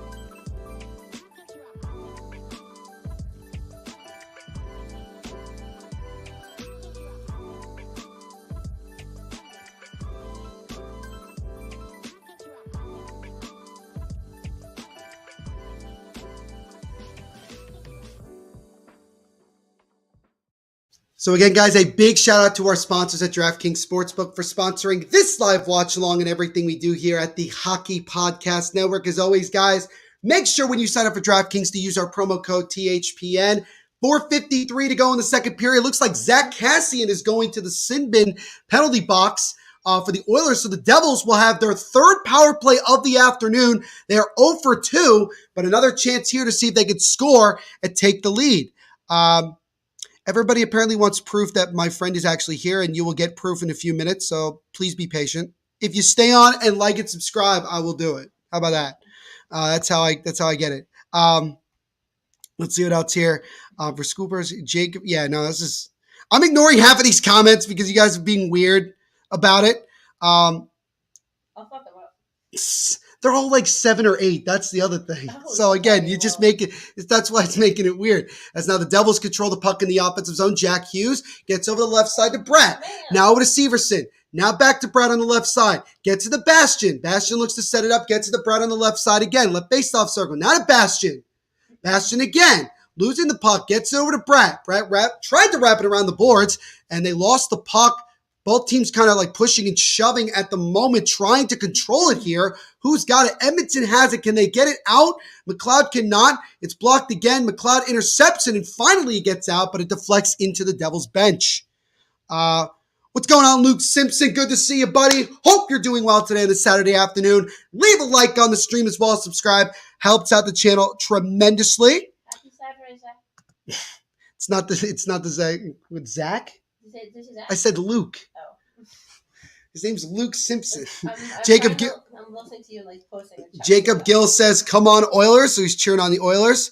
Jacob says, "Give me her snap." And by the way, I'm almost 15, dummy. I don't care. You're still being sus. Jacob, you need to stop with the sus comments. You do it every day. I'm sorry to disrupt your Interesting. I'm acting 35, acting like 5 years old. I mean, I don't know what to tell you. You said it, not me, Andrew. You say, but no, Jacob, you and I both know. We've had like people in here who say like, "Oh, I'm 8 or 9 that come into this chat." So we get all different age groups in here. So it's all good. But again, thank you all so much for hanging out with us today. We appreciate it. Norton 18 cheering on the Oilers again with Koskinen. This is fire emoji. Love it. Love it. Jacob says, is your friend a Devils fan? I mean, yeah. She is. She doesn't watch as much as I do, but yes, she is. Andy with the emojis. Andrew says, sorry, but no, you guys are fine. You guys are totally fine. Just makes the stream that much more entertaining. Sharon Govich, top of the point, over to Dougie Hamilton. Now to Tatar. Tatar with it on the right face-off circle. 40 seconds to go on the power play. 3.5 minutes to go in the second. Dougie Hamilton with a shot that gets blocked. And Yamamoto now will take it shorthanded the other way for Edmonton. Yamamoto gets it over to 15 with a shot, and that one is blocked to side by Gillies. And now Dougie Hamilton will slowly make his way the other way here. The Devils will look to try to set something up. Mercer over to Hughes. Hughes gets in and on sides, loses the puck, tries to get past one of the defenders. It gets broken up by Edmonton, and now they're going to be able to clear it again. Short-handed, no, they're taking it into the zone, has some room, takes a shot. He shot it just over the arm of Gillies. 5 seconds to go on the power play, and that will pretty much do it. So the Devils are now 0 for 3 on the power play since this game began, and the game is still tied at 1. But now Nico Hischier comes into the zone. Nico around the boards, tried to feed it over to Hughes. It got broken up. Devils now with it again. But number 6 for Edmonton chips it out. Tried to make a long feed to Kassian. Can he get to the puck first? No, he gets knocked down by Ryan Graves. But now Evander Kane keeps it in. Evander Kane trying to set something up. He cannot. Let's see here. Luke Simpson says, I need the Devils to win. Dude, so do I. I always need the Devils to win, Luke. But Luke, again, leave a like as well as subscribe.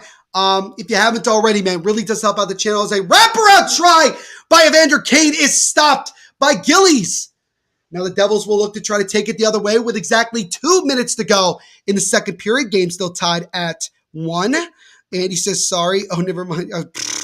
Guys, it's fine. It doesn't matter. This was not even expected 20 minutes ago, so you're fine. Jacob says, F you, Luke, I need the Oilers. We got Oilers and Devils fans in the chat, which I love. Andy says, no, she's a Caps fan. I don't even think she knows what that means. And no, she's not a Caps fan. Capitals, yeah. But it's not. No, she's not. Jacob says, oh, God, never mind. You and Neil can have her at front row. Now, Jacob, what? Dude, not everybody's a Vegas fan. I'm so sorry to tell you this. But it is what it is. Yeah, this is every day when I do these live streams. We got the usuals in here. Cool. Sometimes I tune in on YouTube, but today I figured it's nice that I come join in person. Show a replay. Oh, my God, that puck was in the net. Evander Kane's wraparound try, which was originally stopped by Gillies, they just showed on the replay, and that puck actually crossed the line. So any second now, they're going to give Evander Kane a goal, and this is going to come with less than 2 minutes to go in the second. We'll hear it. After video review, the play at 2:12, the puck fully crossed the goal. Yep. So at the 2:12 mark, Edmonton does retake the lead on a wraparound goal by Evander Kane. And so the Oilers are able to grab themselves the lead back here. And that is a tough one as Kane gets his 11th goal of the season, continuing to play well since he was brought in to Edmonton. Let's see here. Jacob says, I'm a Canucks fan. I just got $150 on the Oilers. Oh, okay, that's fair. Still, you gotta feel pretty good right now with Edmonton regaining the 1-goal lead. Again, Evander Kane's 11th of the year with 2:12 to go in the second gives the Oilers the lead back. Andy says it's 75 degrees and sunny in the nation's capital. It's relatively I think 67, 68 outside right now here in Jersey, and it's gorgeous out. Oh, it's absolutely amazing. Which is kind of funny because we were expecting, rain all day today, and it didn't end up happening. I didn't go to Keyport Parade because I thought it was going to be canceled because of the rain. And That's it's beautiful. fair. It is beautiful. As that shot by Dougie Hamilton is stopped and gloved by Koskinen. We'll get a face-off in the Edmonton zone. 1:57 to go in the second period. 2-1 Edmonton on the 11th goal of the year from Evander Kane. 11 goals in 23 games played since he joined the Oilers about a month and change ago. Andy says, yes, he's happy that the Oilers scored. And my dad is in the chat saying, of all effing people, yes, I do know for a fact that Evander Kane is a former San Jose Shark who, let's just say this, did not have the greatest relationship with his probably now ex-wife. And the Sharks felt that they had to move on from him. So that's kind of it is what it is, so to speak. And the Sharks seemed to be happier in the locker room once they got rid of him. But other than that, as far as the standings are concerned, not much. 90 seconds to go in the second period here. Oilers right now with a 2-1 lead. As Jimmy Vesey takes the puck behind the net for the Devils, chips it over to Tatar, and the Devils will slowly take it out of the zone, and they'll chip it into the Edmonton zone. Will it be an icing? No, the ref waves it off. So we'll see here as Jacob says, hello, streamer's dad. So we got another person say hi to my dad. Thank you so much. Andy also saying hello to my father, which is great. You already said hi to him over there. Oh. Nordson 18 review says get in. He's happy the Oilers have taken the lead again. Jacob with another sus comment saying hello, sexy Neil's dad. All right. Thank you for that, Jacob. Always appreciate it. It's now a 2-on-1 for Edmonton. Drop pass over to Draisaitl with a shot, and that one gets blocked by Subban. Good block there. Oilers keep it in, though. 40 seconds to go in the second. Nurse tried to feed it over to Draisaitl, but lost it. Edmonton keeps it in, though. Hyman loses the puck, and now PK Subban will go to get it for the Devils, and he'll high flip it out of the zone back into the Edmonton zone here with 25 seconds to go in the second period. Andrew also saying hello to my dad. Luke says, flex on those meanies. What I have no idea what you're referring to, Luke, but all right, like the comment. My dad says hi to everybody with ... at the end, which is one of his trademark things. As we got 7 seconds to go here. Devils with the puck, gets it over to Janssen. Maybe one last chance, gets it to Pratt. 1 second. Slap shot by Nico, and that one gets blocked by Nurse. as the horn sounds to end the second period. Oh, and the Devils with a great chance right at the end, but that shot by Nico got blocked, and that will do it for 40 minutes of play here. Evander Kane, with 2:12 to go in the second, scored on a wraparound and has given the Oilers a 2-1 lead after 40 minutes of play. So we'll see if the Devils have a comeback in them, or will the Oilers lock this one down at home.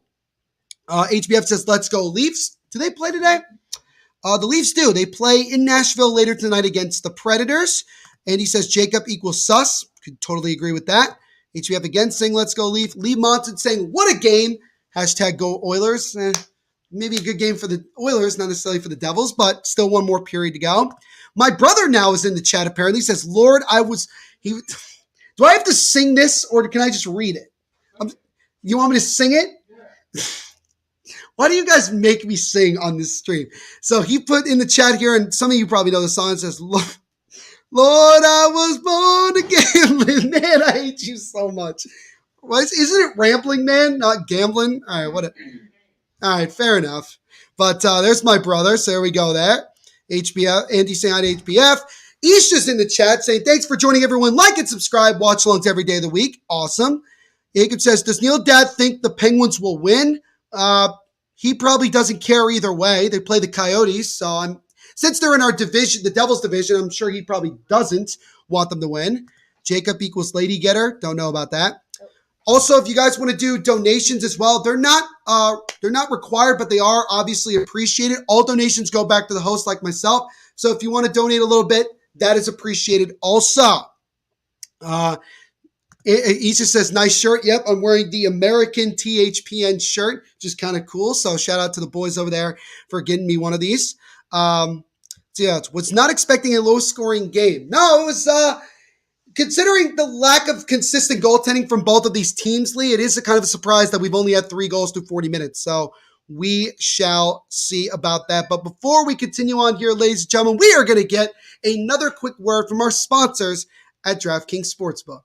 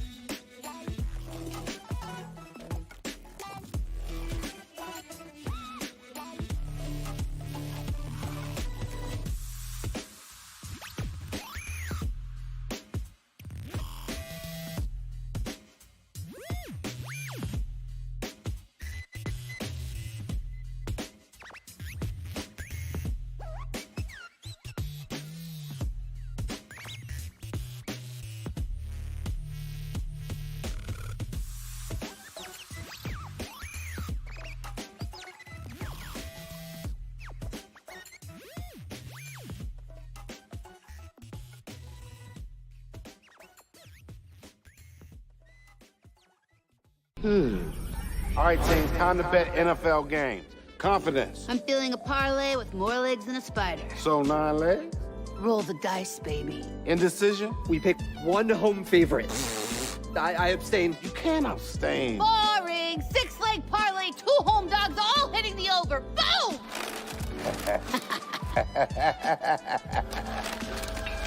Download the DraftKings Sportsbook app and feel the NFL action like never before.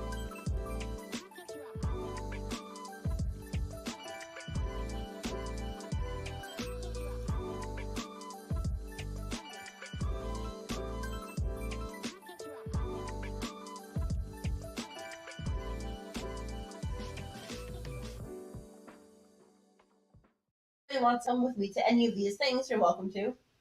Are you live? Are you done? I'm done. Okay. Once again, a big shout out to our sponsors at DraftKings Sportsbook for sponsoring this live watch along and everything we do here at the Hockey Podcast Network. As always, guys, make sure to use our promo code, which you can see in the bottom right corner when you sign up for DraftKings. THPN. 2-1 Oilers after 40 minutes of play. Evander Kane with 2:12 to go in the second scored on a wraparound to give the Oilers the lead back. So let's get some other comments here as I'm just trying to catch up. Let's see here. Jacob's pumped up. He says 1-0 Vegas Golden Knights. Fuck yeah. All right, so the Golden Knights are currently leading. Luke Simpson says, I was referring to the mean comment about me. Oh, okay. No worries. No worries, my friend. You are good. You are totally good. Okay, guys, next Devils game will be this Tuesday night against the New York Rangers. So that will be a big one, the Battle of the Hudson River. Should be a good one, as always. HBS says, front row, the Caps in my league just got Carey Price. That's pretty impressive. Andrew says, don't forget to bring your friend on. Jacob says, Neil, your girlfriend seems like she's better at making jokes. She's not my girlfriend for the umpteenth time, but you guys are going to keep going that. Yeah, Going down that. Yeah, they're just kids. He's 15, so there you go. Luke Simpson says, my Dodgers are losing 5-1. I mean, it is also like spring training, so nothing to get too worked up about. It is kind of nice, though, that baseball is indeed coming back. But here's the moment you've all been waiting for the past, half hour. This is my friend Mackenzie, who is now sitting here. Everybody say hi to my friend. I'm sure my boss is going to be like, what is going on? We'll be like, well, just let it, just keep it. He loves the fact that I do this stuff. I was going to say, boss, he said I wouldn't do it. And me personally, I just had to, so I did. Yeah, I know. You'd like Isha. He's like kind of your vibe. He's a good dude. He's a good dude. It's see what you do live. This isn't the FNC. Yeah, this is what I do. This is what I do on a day-to-day basis. The Islanders ended up defeating the Dallas Stars by the score of 4-2. So at the moment, Vegas still holds on to the second wild card spot. Let's see here. Oh, we already got. We are. Yep. This is. Let's see here. As we've got. Jacob equals simp. Yep. Andrew says hi to Max. So there you go. Jacob says, Neil, is your girlfriend old or young? She's 24. So what does that tell you? So you can go off of that. HBF says, yo, she's hot. So there you go. We got somebody all who says, 15-year-olds better stop simping. I'm like 10 years older than you. Yeah, it's a little bit. HBF says, yo, she's hot. All right. Andy says, hello. Jacob says, hey, Neil's girlfriend. Jacob then says, damn fam, Neil's pulling baddies. I'm not going to even, I don't even know why I acknowledge that. Yeah, I know. This is rough. I'm used to it. I'm used to it. This, though? Yeah. Little kids simping? Oh, dude, they do it all the time. Anyway, Andy says, I'm going to opening day at Nats Field. I've actually been to that stadium, cool. Andy. It's actually one of the most environmental friendly stadiums in baseball. How would you describe, what makes it environmentally friendly? Well, they use real grass as far as I'm concerned. They don't use real grass out of the baseball fields? Well, they use turf grass. You know what I mean? It's fake grass. You know what I'm saying? Yeah, the rollout grass. Yeah, that's what it basically is. So they have that. So it's kind of that's kind of a cool thing. They also use a lot of solar panels as well that kind of make it more cool. Energy safe and things like that. They use the plastic straws and all that. Okay, yeah, basically. Good so for them. That's cool. I like it. That. Yeah, it's cool. It's cool. Jacob says, laugh my ass off. HBF says, Jacob, no more simping. I agree. I agree too. Andrew says, I'm heading out now. They are here. See you, Neil. No worries, Andrew. Thank you so much, as always, boss man, for hanging out with us. We appreciate it. Leave a like on the stream. I think you already did, but if you didn't already, leave a like on the stream before you go. Would appreciate it. Lee says, Islanders are helping Edmonton. Now go Leafs. Yes, so we'll see if the Maple Leafs can get a win against Nashville later today. Andy says, I live 20 minutes from National Stadium, so you could even walk there if you wanted to, which, I mean, if you're 20 minutes driving-wise, that's a 45 minutes. So, I mean, if it's a nice day like it is today, 75 degrees according to you in the nation's capital, might not be a bad day to do so. Jacob says, tell her I simp for Mark Stone. I don't think she knows who that is.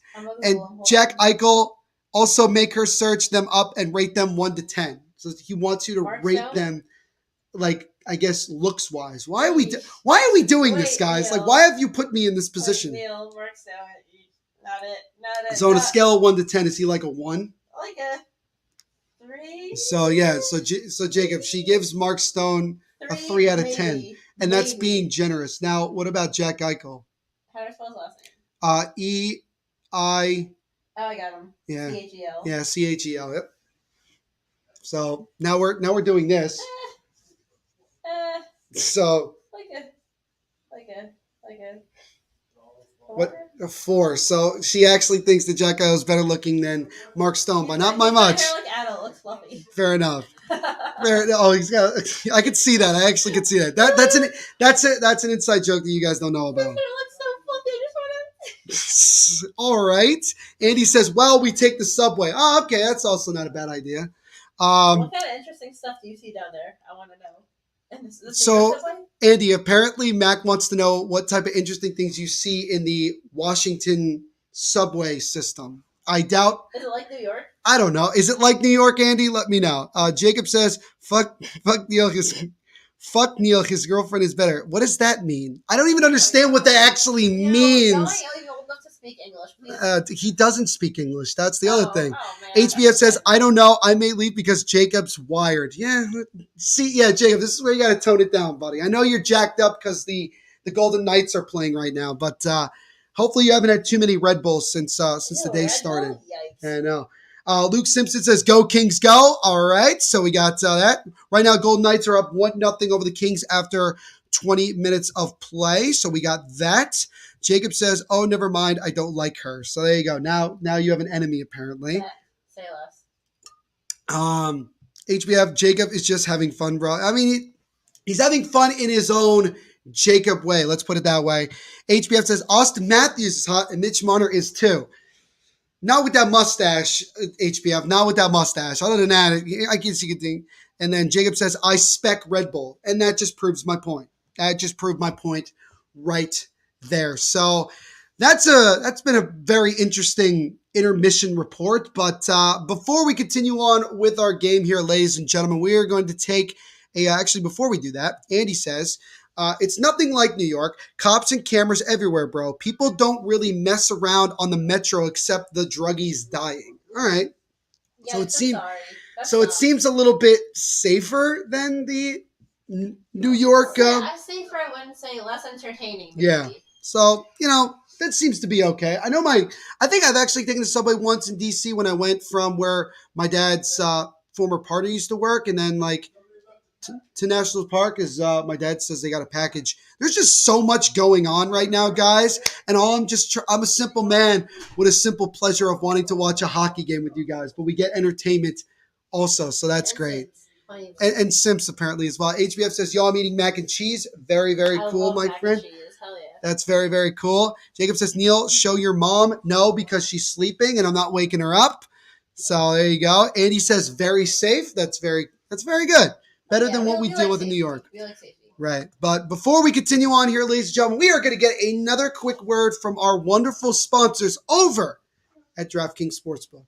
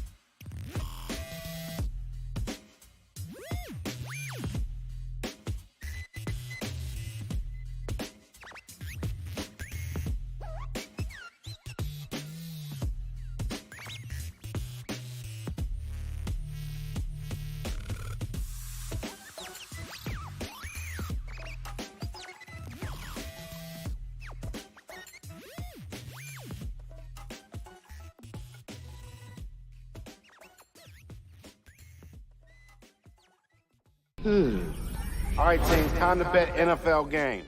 Confidence. I'm feeling a parlay with more legs than a spider. So 9 legs. Roll the dice, baby. Indecision. We pick one home favorite. I abstain. You can't abstain. Boring. 6-leg parlay, 2 home dogs, all hitting the over. Boom!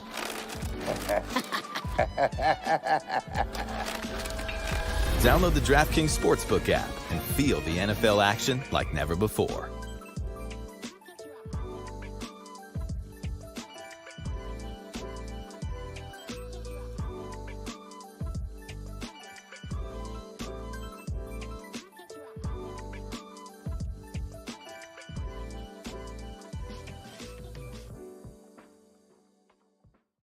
So as always, guys, a big shout out again to our sponsors at DraftKings Sportsbook for sponsoring this live watch along and everything we do here at the Hockey Podcast Network YouTube channel. Make sure, as always, guys, to leave, you can leave a comment and you could also leave a like and subscribe while you're here. It does help out the channel. But also, guys, make sure when you sign up for DraftKings to use our promo code THPN and tell them Neil Villapiano sent you. So we are just about ready, ladies and gentlemen, to begin the third period of our game between the New Jersey Devils and the Edmonton Oilers. Evander Kane currently with the go-ahead goal. He scored with 2:12 to go in the second period. That made it 2-1. That was the only goal of the second period, and that is where we are going into this final 20 minutes of play. So we shall see if the Devils can come from behind and win this one. If they don't, they will finish the Western Canada road trip losing all 3 games, which is not ideal. So we'll see. Did you say the guy's name is Evander? Evander Kane, yeah, it's his name, Evander. Evander. No, when you said I thought of Evander Holyfield, the guy that might.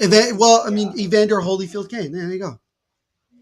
No, it's not really Evander Holyfield. It's Evander Kane. I mean, if it was, he'd have a chunk of his ear missing from 1997. Mike Tyson bit it And he off. also wouldn't be playing hockey right now. I mean, you never know. No, he just wouldn't. He just flat out wouldn't. Andy says, "Y'all come down. I'll take your crew to the Nats game." All right. Yeah, So there we go. say less. So now we got plans to go to DC in the summer to go see baseball.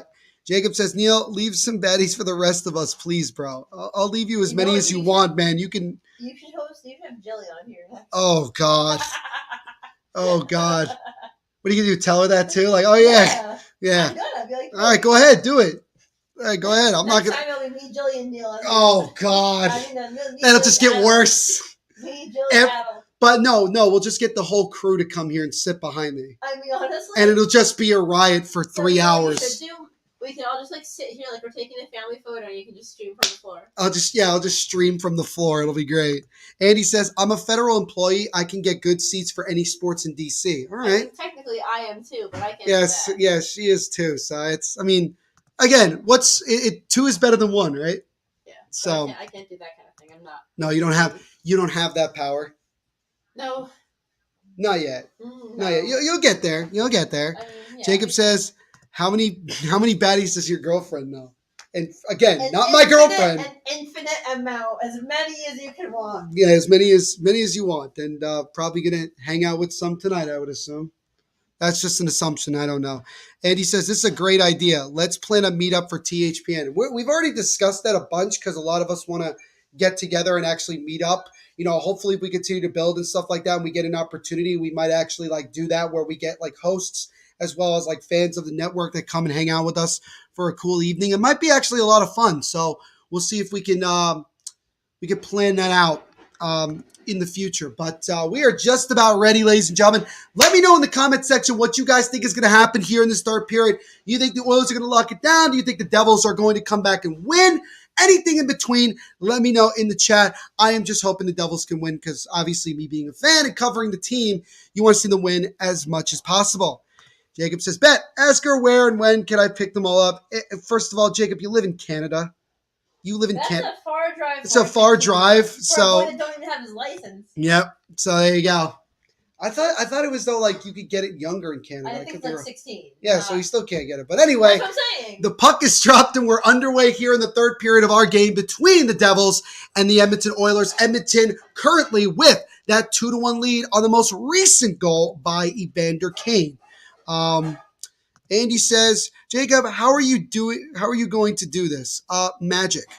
And Jacob says, "Do I care?" No, you don't, Jacob. I know that. Jacob, bro. That shot there and a rebound and they score! Yeah, and I believe it's Jesper Bratt 26 seconds into the third off a crazy carom, but it goes in regardless. And just like that, Jesper Bratt's second of the game, 21st of the year, has tied this game up at 2. We'll see again. Graves took the shot. He missed it. And he actually hit it off the backboards. Bratt got on his backhand, and he actually fired it off the backside of Koskinen and in. A goal is a goal. And the Devils have tied this game up on a fluky one, but we'll take it. And we are now all tied up at 2 goals apiece, and Flash Score will update itself. There we go. Jesper Bratt, the most underrated player, as my dad now comes in the room waving fists like this. Everybody's just having a ball today here in this household as Sharon Govich tries to get there. Backhand try, that one stopped by Koskinen. But Jesper Bratt, 21st of the year, second of the game, ties the game up at 2. HBF says, I'm playing NHL 22. Fun, man. Fun, and we appreciate you doing that while hanging out with us. Nordson is not happy as the Oilers have coughed up the lead for the second time today. I don't blame him. Andy's not happy because he put money on Edmonton to win this game. So we got some sad people in the chat right now. We'll see if that continues as this third period progresses. But now Jack Hughes slowly makes his way. Pass gets blocked, and then he'll just backhand it into the Edmonton zone. Both teams make a change. So we're about 90 seconds in to the third period. Jesper Bratt, 26 seconds in, scored second of the game, 21st of the year, assisted by Ryan Graves and Andreas Janssen, who makes his return to the lineup. And that is how we've gotten the game tied here. So we'll see who can get the next goal. Devils have yet to play with the lead yet, as that shot there by Edmonton is deflected just wide of Gillies.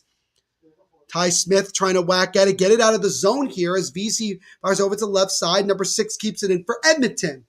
Now Fogle tried to backhand it into the slot. It got blocked. Can Edmonton keep it in? No, they can. Tyson Berry over to Fogle. Back to Berry, top of the left side. Gets it over. Slap shot by number 6. That one is stopped by Gillies. Scramble in front. Where is the puck? Fogle gets it now. Feeds it out to the top of the blue line, but Berry can't hold it. Have to go back into his own zone to regroup here. HBF says, who's betting on the Golden Knights to make the playoffs in the MSHL with game left and they have 1 point? I'm going to say probably not. I will say that. I know it's going to piss off Jacob, but I really don't care. But no, I'm going to say no to that. They may not make the playoffs in the NHL, and they're probably not making it in the Mini Stick Hockey League either. So there you go. And then Isha's back in the chat saying, Coilers, I know, Isha, how much you don't like Edmonton. I mean, it's not at the same level, Isha, as your hate for the Toronto Maple Leafs or anything Toronto for that matter, but still. It's Mason Geertson's helmet come off. We get a stop here, 17-13 to go in the third period.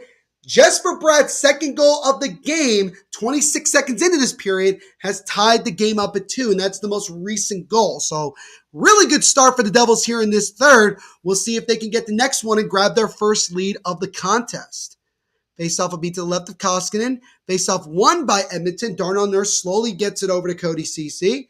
Ceci now to Zach Hyman. Hyman gets the puck knocked off him by Jesper Bratt. Now Dougie tried to get it to Janssen, but he just outpassed them. Lee's not happy either as he's put crying emojis. HBF says they only got one chance last game versus the Flames. They lost 3-2. Is now an opportunity for Jesper Bratt with a backhand try, and that would have stopped. Rebound opportunity, and they score! It's Nico Hischier on a rebound, and the Devils have grabbed their first lead of the afternoon. It's the captain, and with 16:46 to go in the third, the Devils are out in front. It's now 3-2. So Jesper Bratt, he was the one that intercepted it, created a partial breakaway, went to the backhand, Koskinen stopped it, puck came right out in front to a wide open Nico Hischier. He went to the backhand, and a soft shot just beats Koskinen and in, and Nico Hischier gets himself a goal. Jesper Bratt with now a 3-point game, 2 goals, and a beauty of an assist. And Nico Hischier, the captain, with his 17th of the year, gives the Devils their first lead of the game. Let's see here as we got some other comments. We got a lot of comments. HBS says, my ears are dying. Well, I got to be loud, man. Yeah, you were enthusiastic on that one. Oh, I'm always enthusiastic. Are you kidding me? Yeah, this is what I am every time. Andy says, if Neil was Superman, Jacob would be Lex Luthor. All right. I guess I could see that. Yeah. Isha's pumped up. He says, Brat. All right. Jacob says, yes, F the Kings, 2-0. Good for you. Isha then says, what a stud. He is a goal-scoring and setup machine. Most underrated player in the National Hockey League, Jesper Bratt. I wrote an article about it on Inside the Puck, so you guys can go check out that article, which explains in greater detail why Jesper Bratt is incredibly underrated in the National Hockey League. Andy is not happy as he says no. Bay Area Sports is back in the chat. Good to see you, buddy. Hope you're doing well today on this Saturday afternoon. He says, you are bad luck for me. I tried. You have bad luck energy. I have good luck energy for the Devils. So there you go. It kind of evens out. As a feed in front to Evander Kane, it's stopped by Gillies. Nordson, not happy. as he gets the rolling emoji. I think it's the tone of your voice. I don't know what to tell you about that. That's just my voice, my friend. But Barry, you love me, man. You've been on here before. Love that you're a Raiders fan, by the way. We've talked about that, but we appreciate it. Isha says, thanks to everyone for joining. Like and subscribe. Watchalongs every day. And we get another donation from my good buddy Isha. He donates $1 Canadian. Thank you so much, Isha, for the donation. Appreciate it, my friend. And again, guys, if you like what you see, leave a like on the stream as well as subscribe. Punch notification bell so you don't miss any new live watch-alongs that we do right here on the Hockey Podcast Network YouTube channel. And also, guys, you don't have to, but just like Isha, you can donate. All donations go back to the hosts like myself, and they are appreciated as well. Wayne Gretzky's only regular season overtime goal as an Oiler came against the Devils in 1986. Who was the goalie? I said it was Sean Burke. And we'll see if I'm right. No, it was Craig Billington. So I tried. Give me that. But thank you so much, Isha, for the donation. Appreciate it, boss man. HPS says, life goes on and on and on and on and on. Could kind of relate to that. Yeah. And he says, oh, Canadian money. Yes, I've gotten a lot of Canadian money doing these watch-alongs. I mean, well, yeah, but there's other people other than Canadian people that watch these. You're right. There's American people. We have there, there's other money that gets passed around. Jacob says, Neil, you have to ask her out since you got a donut. I don't have to do anything. How about that? I don't have to do anything, Jacob. Jacob, I'll make you a deal. Where's your mom? Where's your dad? Jacob, why don't you, donate me $1,000 and we'll talk. Okay. How about that? Donate me $1,000 right now, Jacob. I know you got the money because you bet a lot of money on hockey games, which I don't know how you would be allowed to legally since you're only 15, but I mean, hey. Canada. Hey, no question. I don't know what the rule is in Canada. Jacob says, I'm your dad. No, you're not. No, you're not, because my old man is in the other room. So your dad's in the kitchen. No, I don't no, we're not doing that. He's not. But 14:45 to go here in the third period. Devils have scored not one, but 2 goals here in this third already by Jesper Bratt, his second of the game, and Nico Hischier, his 17th of the year. And that is where we are right now with the Devils, right now with their first lead of the afternoon. Now Cody Ceci keeps it in for Edmonton. Oilers trying to set it up again. Dougie Hamilton backhands it around the boards. And then Cody Ceci has to fire it back into the Devil zone, but they were offsides. And he says, oh, snap. Jacob says, Jacob loves Jack Eichel and THPN. Sent Neil $1,000. No, you didn't actually send me $1,000. It's not a donation. Good try, though. I'll give you that. I'll give you the effort, though, Jacob. I'll give you that. Andy says, Edmonton will win in a shootout. God, I hope you're wrong, Andy. I really do. As now Jack Hughes comes up the left side, feeds it to Sharon Govich, lost the puck. Now Dawson Mercer with a shot, and that one is stopped and covered by Koskinen. 13:49 to go in the third period. The Devils have come back to take the lead as they currently lead it by the score of 3-2. And we'll step aside for another moment to get another word from our sponsors at DraftKings Sportsbook.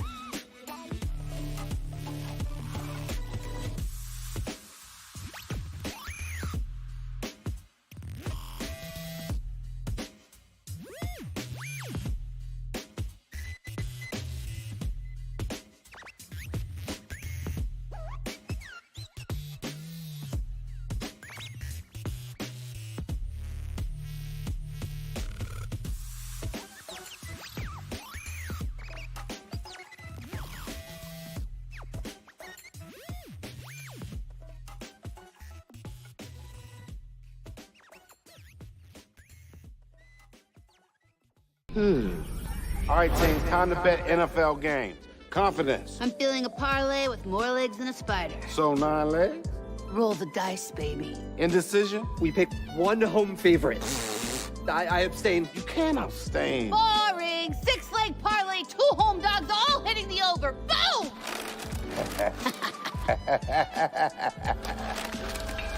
Download the DraftKings Sportsbook app and feel the NFL action like never before.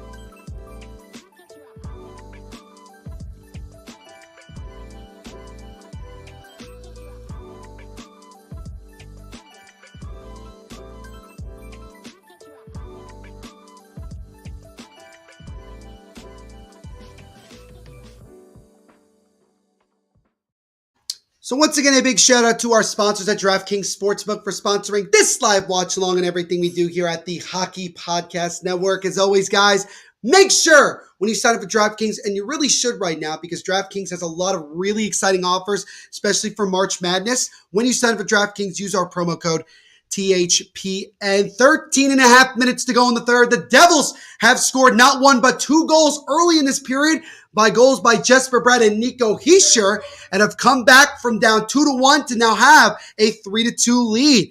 And for Nico Hischier, who got the goal, which is currently the go-ahead goal right now, he got himself his 38th career multi-point game. So the captain leading by example, getting that one. He also got an assist on Bratt's first goal earlier in the game. Check some other comments here. Norton saying, I could see Edmonton winning this in overtime. Can we just, how about no? How about they don't win at all? I understand that people got Edmonton in here, but I'd like to get my Saturday off to a good start a little bit. But God knows it's not going to end no, not going to. Not going to. As now Edmonton sets it up, gets it over as Barry with a shot. That one gets blocked. Evander Kane on a rebound, scramble in front, and Gillies is able to cover it. And then pushing and shoving from Kane and Graves after the whistle. Having some few choice words there. I'm sure they're very nice to one another. Yeah, no, Jacob, whatever you just said, I'm not sharing that. We ain't going there. Andy says, can we get a location check from all of our friends? Where are you watching from? I'm watching this from Central New Jersey, which does exist. That's the thing. Central Jersey's a thing. The funny thing is that nobody in this chat actually knew that was a thing. Because Well, they're all nobody else is from Jersey. So it is a thing. Central Jersey is a thing. That's about as Andy says he's from he's in Maryland. All right. Oh, he's from DC, yeah. Yep. Sense. My good buddy James, he said I think he's in the Vancouver Islands. He says, will the Vancouver guys be doing the Van versus Colorado game? I do not know off the top of my head. I'll see if I can find it. As that shot by Siegenthaler just goes wide of the net. Jacob says, my basement. That's great. I'm really glad that you're chilling in your basement watching this game as we get I believe an icing here against the Devils. Not sure. What's icing? What? What is icing? You want me to explain to you what icing is? It's, I mean, in the simplest way I can say it, it's basically like the team has the puck in their own zone. They flip it down all the way down to the other side. Okay. And that's called icing, because if the opposing team ends up getting to that puck first, then that's icing. So that's what it is. You'll see it. You'll see it again probably as this game goes along. By Volkswagen, we like that. Yeah, well, that's what MSG is sponsoring it by. Really, I So didn't know that.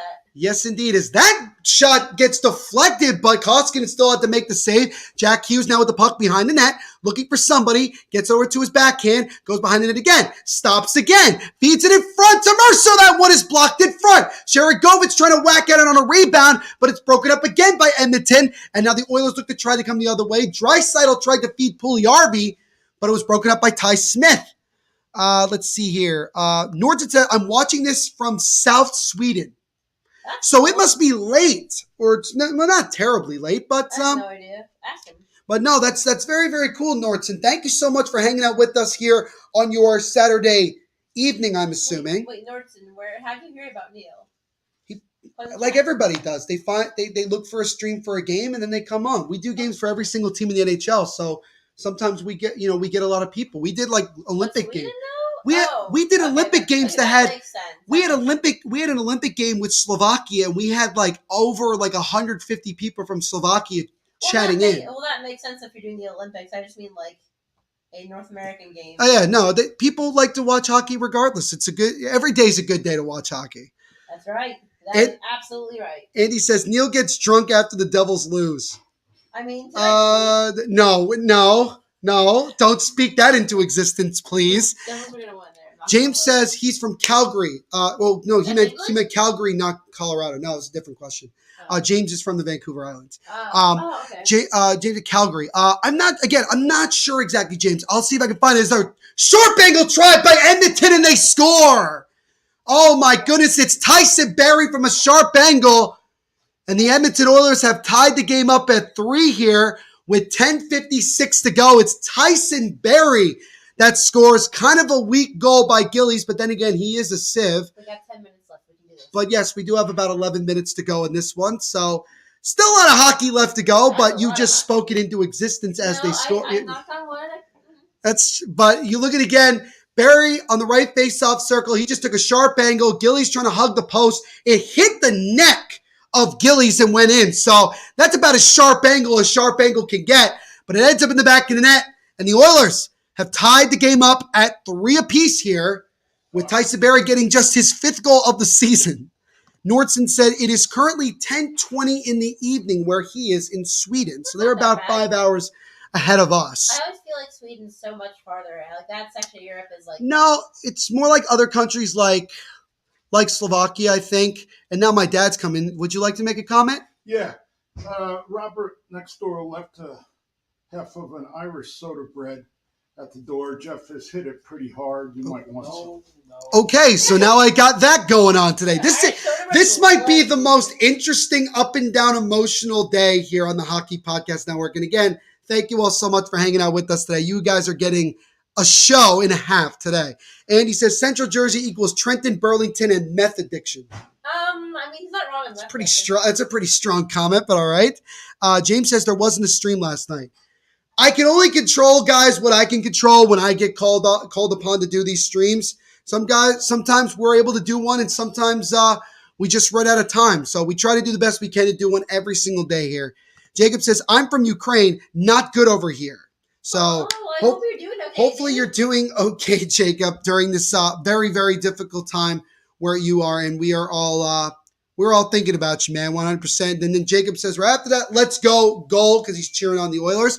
Oilers come into the zone here. Hyman gets knocked down, and we got a penalty here against the Devils. It's going to be a tripping call, I believe, I believe it might be PK Subban. It is. So the Oilers, who just tied the game, will get their first crack at the power play today with 9:28 to go, and the game tied at 3.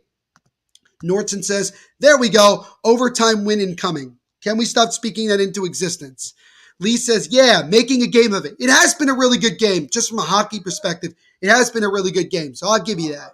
James says, yes, I can't believe I'm about to say I need the Oilers to win. That must be very hard, James, for you to say, you being a Vancouver Canucks fan. That must be very hard for you to say. Andy is happy. He says, yes, I'm calling it shootout. Please, God, can we not have a shootout? Jacob says, I'm doing well. My part of Ukraine is not too bad. Have to keep clear, though. Well, again, Jacob, we really do hope that you're staying safe and you're okay during this very difficult time. And we hope that things can clear up sooner rather than later. Jacob also says, I'm also a Canucks fan. We got a lot of Canucks fans in here. Love it. Probably shout out to each and everything. And now my mother is over here. Hi. Hello, Neil. And that's my mother, who everybody wants. Actually, Mom, come here. People want to see who you are because they keep asking who you are. So this is my wonderful mother that everybody sees. She is such a sweet lady. So this is my mom. Hey, everybody. Mrs. Villapiano. This has been a day and a half doing this live watch along today. Yeah. She showed up, and then Dad comes in the room. I told him, I was like, oh, wouldn't it be funny if I showed up? And he didn't think I would. So yeah, that's where we're at right now. And I'm sure people are wondering what the hell is going on today. But thank you. And now my brother's coming in. What's up? You guys want some soda bread? Yeah, can you just put some on a plate over there, buddy? Thank you. Jacob also said thank you. No problem. What'd you ask? What a day. It just gets started too. It's not like I'm done. It's not like this is it and I'm done after this. No. Jacob says, thank you. No worries, man. James also said, no worries, be happy. Yes, Jacob, please find a safe place or take a strong hold. Be brave, my friend. Absolutely. If bears are so dangerous, then explain this. Oh, the fluffy ears. Why are you showing me this? Because I thought it was really cute. Jacob finally gets to see my mother, which is great. I'm sure he's happy about that. He says, hey, Neil's mom. Jacob, get out of the basement, bro. I know. Jacob Gill says, thank you. I try keeping my mind off things with some hockey. Well, we are happy that we can bring you some entertainment during this very difficult time, Jacob. Really do appreciate you hanging out with us, and we are with you 100%. Edmonton on its first power play, setting it up right now. Fourth best power play in the NHL. McDavid, top of the blue line to Barrie. Barrie gets over to the left side to Draisaitl. Back to Barrie. Holds it, gives over to McDavid. Connor McDavid tried to feed over Draisaitl. One-timer, and that one skims just wide of the net. Devils looking to try to get it clear here with exactly 9 minutes to go in this one, and the game is tied at 3. And now Severson tries to get it out of the zone, and the Devils right at their own blue line, finally able to just get it out. But then the Oilers come right back in. Draisaitl with a wrist shot, and that one is stopped by Gillies. Leon Draisaitl with 2 great chances so far. Evander Kane feeds it in front to Yamamoto. He gets stopped. McDavid holds, takes a wrist shot from a sharp angle, gets blocked, gives it to Draisaitl again. Draisaitl holds it now. Top of the blue line to Barrie. 1 minute to go on the power play. 8:28 to go in the third. Draisaitl on deflection there. That one is stopped by Gillies, and he's able to cover it before any other chaos can happen. We'll get a face-off in the Devils zone. 56 seconds to go on the Oiler power play. Just a little over 8 minutes to go in the game, with this game still tied at 3 goals apiece. So things are picking up a lot. The intensity from both my voice and this game has picked up dramatically. Don't know why Connor McDavid faked the shot there. He should have just shot that himself. But you know what?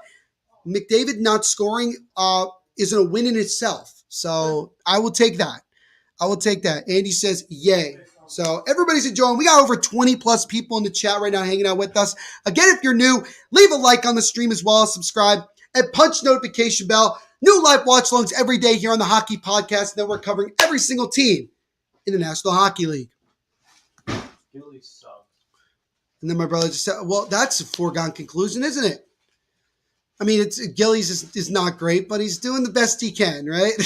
As now McDavid with an opportunity, weaves his way, feeds it in front, gets over to Draisaitl, and that one gets blocked by McLeod.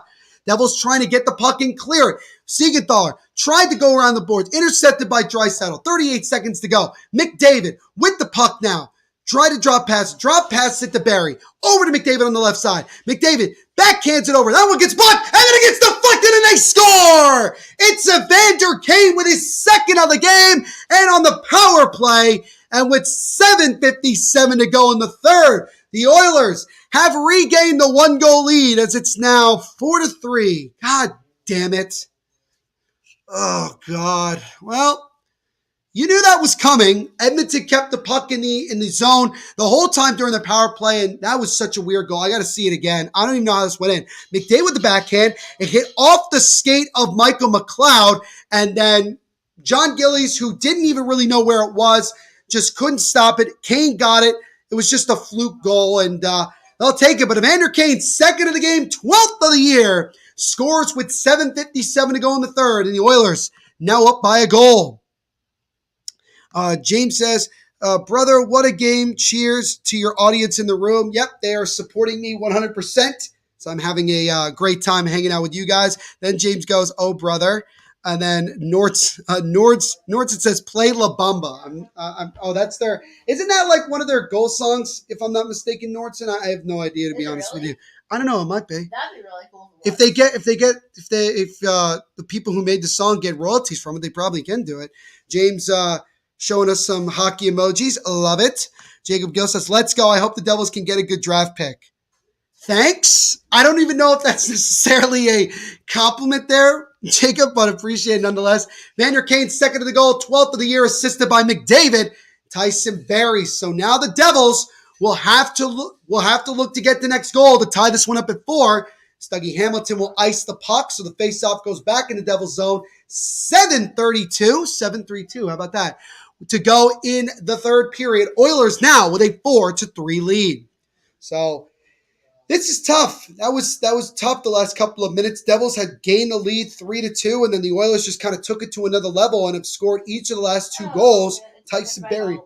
How is it your fault? The game was tied. The game was tied when you got here at 1-1, so you were fine. So you're fine.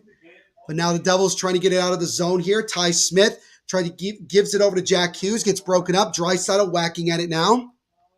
Norton said it's their win song this season. Oh, so they play when they win games. Oh, okay, cool. As that one deflected up in the air, and Gillies able to make it, and then the Oilers score on a rebound. It's Zach Hyman, who scores less than 30 seconds after the Oilers scored on the power play.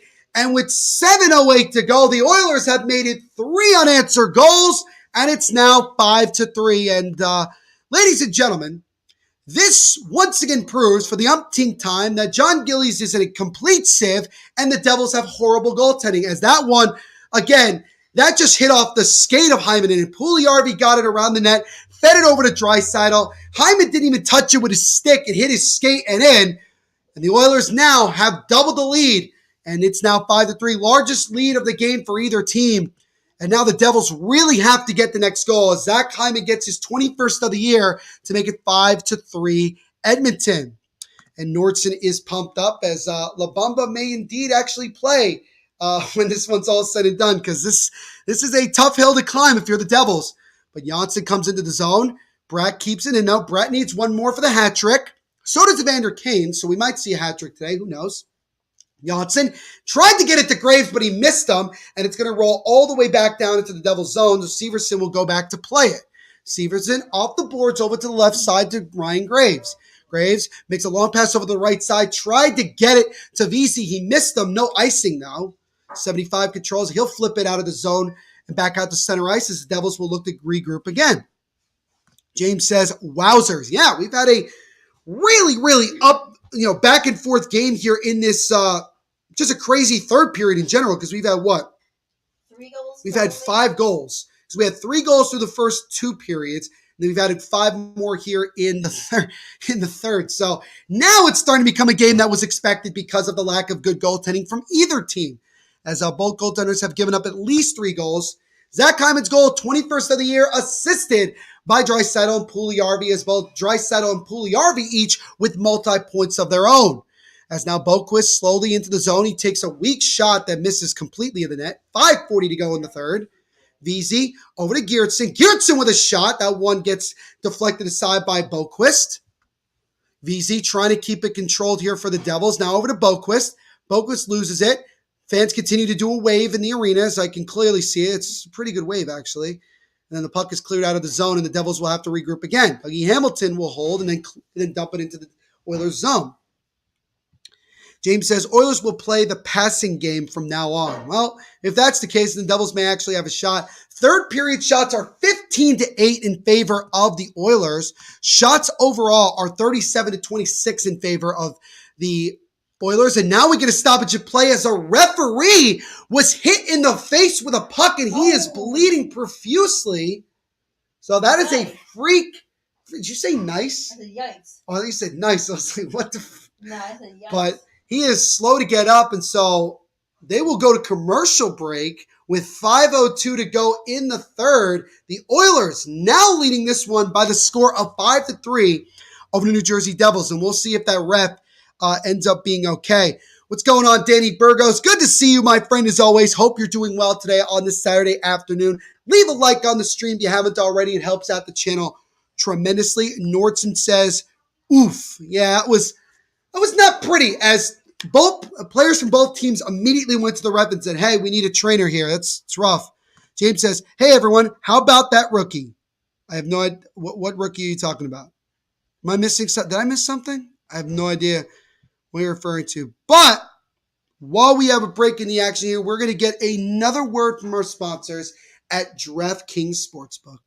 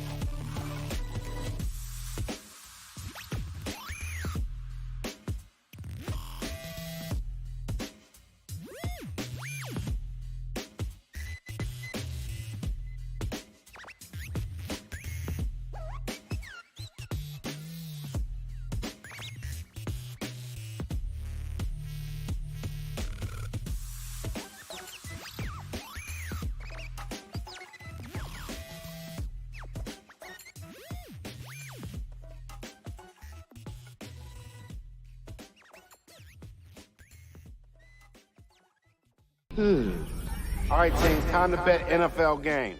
Confidence. I'm feeling a parlay with more legs than a spider. So 9 legs. Roll the dice, baby. Indecision. We pick one home favorite. I abstain. You can't abstain. Boring. 6-leg parlay, 2 home dogs, all hitting the over. Boom!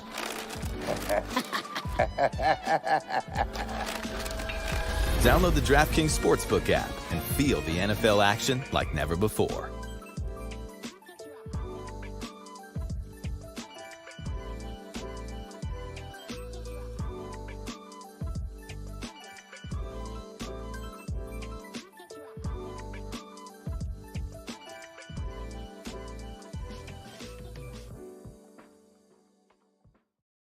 Once again, a big shout out to our sponsors at DraftKings Sportsbook for sponsoring this live watch along and everything we do here, the Hockey Podcast Network. Make sure, as always, guys, when you sign up for DraftKings, to use our promo code THPN. 4:40 to go in the third. The Oilers have scored 3 unanswered after the Devils took the 3-2 lead, and that's where we currently are right now, with the Oilers now up 5-3. And just before we went to break, we had one of the referees that got hit with a puck. He actually ended up getting hit in the eye and left the game. And we'll see if we'll get an update at some point if he can return to action in this one. As Lee says, remember I said 5-4 Edmonton pumped here, could be the beer. Could be the beer. But you did say 5-4, so we'll see if the Devils get one more for you to be exactly correct. James says, Toronto Maple Leafs goalie, cheers to him. What a pickup from the minors. Oh, yeah, they did pick up some young goaltender in the minors that has played a couple of games, like 1 or 2 so far, and he's actually played pretty well for Toronto. So that's pretty good for him. Vander Kane, 2 goals today. His 46th career multi-goal game, as he's gotten his 11th and 12th goals of the season. And that I think he currently has the go-ahead goal in this one. Yeah, he does. He's the one that made it 4-3, scoring on the power play. James says, oh no, not another commercial/sponsor. I got to shout out the sponsors, James. You know this. You know the drill, my friend. That's how it goes. That's how DraftKings gets its due. People always be just giving me crap because I probably play more commercials than anybody, but I got to do what I got to do, right? 4 minutes exactly to go in the third. The question is, when does Lindy Ruff of the Devils decide to pull Gillies for the extra skater to try to get back in this one? They need 2 to tie. So we'll see if they can do that here in the next 3:50. As Graves will fire it off the boards, and he just missed getting it out, but now Tatar will slow it down for the Devils, and now Tomas Tatar at center ice gives over the left side, broken up, and now Edmonton looks to come the other way slowly. That Cassian with the puck right now. Excuse me, that's Shore, number 14. Gets it over, loses the puck. Paul Lee. I mispronounced the word there for some reason. My apologies. Michael McLeod with the puck. Gets over to Ty Smith. Now McLeod, can he get there? He does get out of the zone at center ice. But then the Oilers will just get it right back and dump it in. 3:12 to go in the third. Devils still trailing by 2 here. They need 2 to tie if they want to have a chance to at least go to overtime in this one. So now Graves over to Ty Smith. Smith tries to make a long feed to McLeod, just missed them. 75 gets there first for Edmonton. Can the Devils keep it in the zone? They cannot. Now McDavid slowly makes his way up the right boards, tries to feed it in front. That one got deflected and went right into Gillies, but he made the save. Now the Devils look to backhand it out of the zone. They can't. Siegenthaler gets it back, and the Devils are able to just get it out. And then Dawson Mercer gets pinned right in front of the Devils bench. And now Hyman comes in. Devils still have yet to have the opportunity to pull Gillies. They have 2.5 minutes left to go in this one. Still trailing by 2 here. So the Devils keep it in. Sharon Govich. Now here come the Devils with speed. Jimmy Vesey comes up the center of the ice. Drops over the right side to Boquist. Boquist with a wrist shot. That one gets blocked. And now Leon Draisaitl gets it. He comes in with speed. Gets hit along the boards by Boquist here. Devils have still yet to pull Gillies. Damon Severson tried to deke through a defender. It gets broken up by Evander Kane. And then Dougie Hamilton softly taps it over to Sharon Govich, but just out of the reach. Evander Kane gets it back and then clears it back into the Devils zone. They actually called an icing here. So the faceoff will be in the Oilers zone. 2:02 to go in this one. Devils still trailing by 2. This would be the perfect time right now, regardless of winning the faceoff or not, for the Devils to pull Gillies to get the extra skater on to go 6-on-5. They need 2 to tie. I know I'm stating the obvious, but it's true. Faceoff will be to the right of Koskinen in the Oilers zone. Devils did indeed pull John Gillies, so they have the extra skater right now. Andy says, oh yeah, that's a W for me. Well, we'll see. 2 minutes is a lot of time. Face-off won by Edmonton. They fire it down off the face-off, and that one just missed. And it will be an icing again. There's another face-off in the Oilers zone. 1:57 to go. Still 5-3 Edmonton. What is going on, Lauren? Good to see you as always, my friend. Hope you're doing well today on this Saturday afternoon. Leave a like on the stream if you haven't already. Helps out the channel tremendously. She says, hi, Neil. I'm happy spring training is back.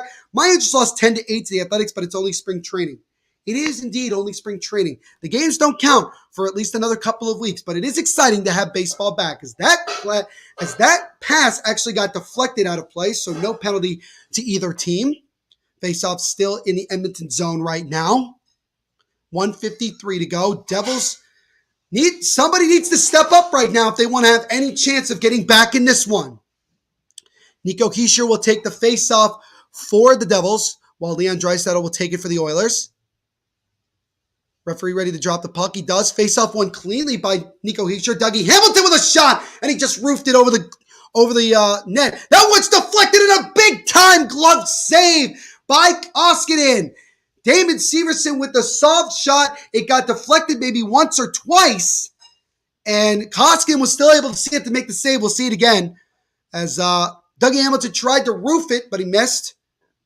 And that one actually ended up getting deflected by Nico Hischier, but Koskinen still made the save.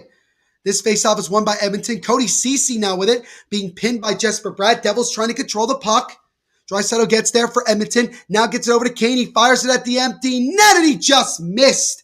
And another icing here against the Oilers as Evander Kane was looking for the hat trick, but he just missed. Face-off back in the Edmonton zone. 1:34 remaining in this one with Edmonton up 5-3. Andy says, is there a basketball podcast network? Is there a basketball podcast? All right, there is. I was on it 2 days ago. Basketball Podcast Network is our sister network, which covers every single team in the NBA. We're also doing March Madness live watch-along, so go over to that channel, like and subscribe to them, and go check out those streams as well. 90 seconds to go in this one.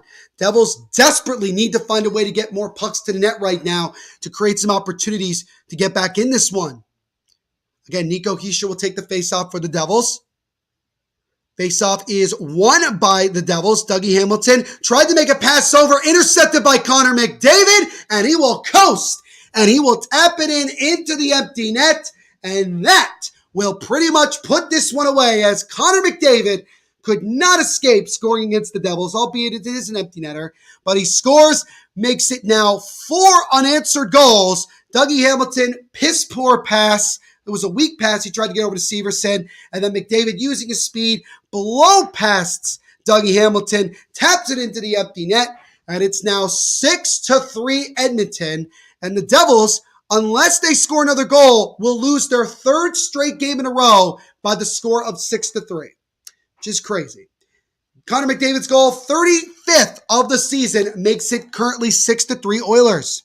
Andy says, baseball. James says, so with THPN, you guys are assigned games? No, not really. We have a schedule in which you're allowed to pick basically any game you want, James. It's just that sometimes we don't have people who are available. So sometimes we just don't have enough people available to do some live watch-alongs. But we do try to do one at least every single day, 100%. Andy says, oh yes, Devils lose now. Neil has motivation to get sauced. Probably. This sucks. Neil's not really going to get sauced, I'd say. I may. You never know. It's a Saturday. I don't give a shit anymore. I'm pissed. Hey, yo, yeah, we outside? Oh, bro, but I have to drive, so there you go. Asbury has a train, baby. Let's go. Well, talk to everybody if they want to do it. Oh, My UCLA Bruins play St. Mary's tonight. Lauren, unfortunately, I did pick St. Mary's to win it all, so I want St. Mary's to win it. I'm sorry, Lauren, but hey, UCLA could certainly win. They have the team capable of doing it. James says, LOL, FRP. Yeah, I know. 18 seconds to go on this one. We don't get an icing here as the teams will continue to just play it around. James says, good luck, UCLA. Good luck to both teams. Connor McDavid's goal, 35th of the year, empty netter. 5 seconds to go in this one. And for the 3rd consecutive game, the Devils will lose on the road by the score of 6-3 as they end up going 0-3-0 on the Western Canada road trip. They lose this one to the Oilers by the final of 6-3. So That is a sucky loss, to say the least. Lee says, I was wrong. You were pretty close, though. I'll give you that. But yeah, really sucky loss. It is what it is. This Devils team is obviously just trying to get to the end of the year, and it's been tough. But hopefully they can get some more wins down the road. Devils' next game, again, will be on Tuesday night at home against the New York Rangers. Lauren says, will this channel live stream more Anaheim Ducks games? 100%, Lauren. No question about that. But, ladies and gentlemen, on that note, that is going to do it for me today on this live watch along. Again, thank you all so much for hanging out with us today. We appreciate it. We had a lot of fun today. We had a lot of fun indeed with so many different things going on. And yeah, for me, this is only just the beginning of my day. I'll see y'all Sims next time. So there you go. So shout out to my friend Mackenzie for coming over and hanging out with us and showing support. Nordson says, there we go. Shout out Nordson. Thank you so much for hanging out with us. But again, make sure to follow us make sure to follow the Hockey Podcast Network on all social media at HockeyPodNet. Like and subscribe to us here on YouTube. New live watch-alongs every day, covering every single team in the NHL. Make sure to check out all the podcasts on the Hockey Podcast Network, including my podcast, the Devil's State of Mind podcast, which covers all things New Jersey Devils. New episodes every Monday and Thursday, wherever you listen to podcasts episodes. And make sure to leave me a 5-star rating on Spotify or Apple Podcasts. I would really, really appreciate it. Lauren says, see you later. I hope my UCLA Bruins win tonight. We shall see. James says, or Toronto game stream, I need for sure. We'll do more of those as well. No worries. James says, good afternoon. Good afternoon to you as well, sir. Follow our podcast at Devil State on Twitter, Instagram at Devil State of Mind, and like us on Facebook. You can follow my personal Twitter at THENVPSHOW and my personal Instagram at NVPQB11. So again, thank you so much for hanging out with us today, and we will see you in the next live watch along. Once again, the final score, the New Jersey Devils fall to the Edmonton Oilers in Edmonton by the final score of 6-3. Everyone continue to be the awesome people that you are. As Lauren says, I'm not surprised we lost 3-0 to the Panthers, talking about the Ducks. I don't expect us to beat the Predators either. It could change in any hockey game, Lauren. It's a magical, unpredictable sport. You never know what can happen. But again, thank you so much. And as I always say at the end of every live watch along, rock on.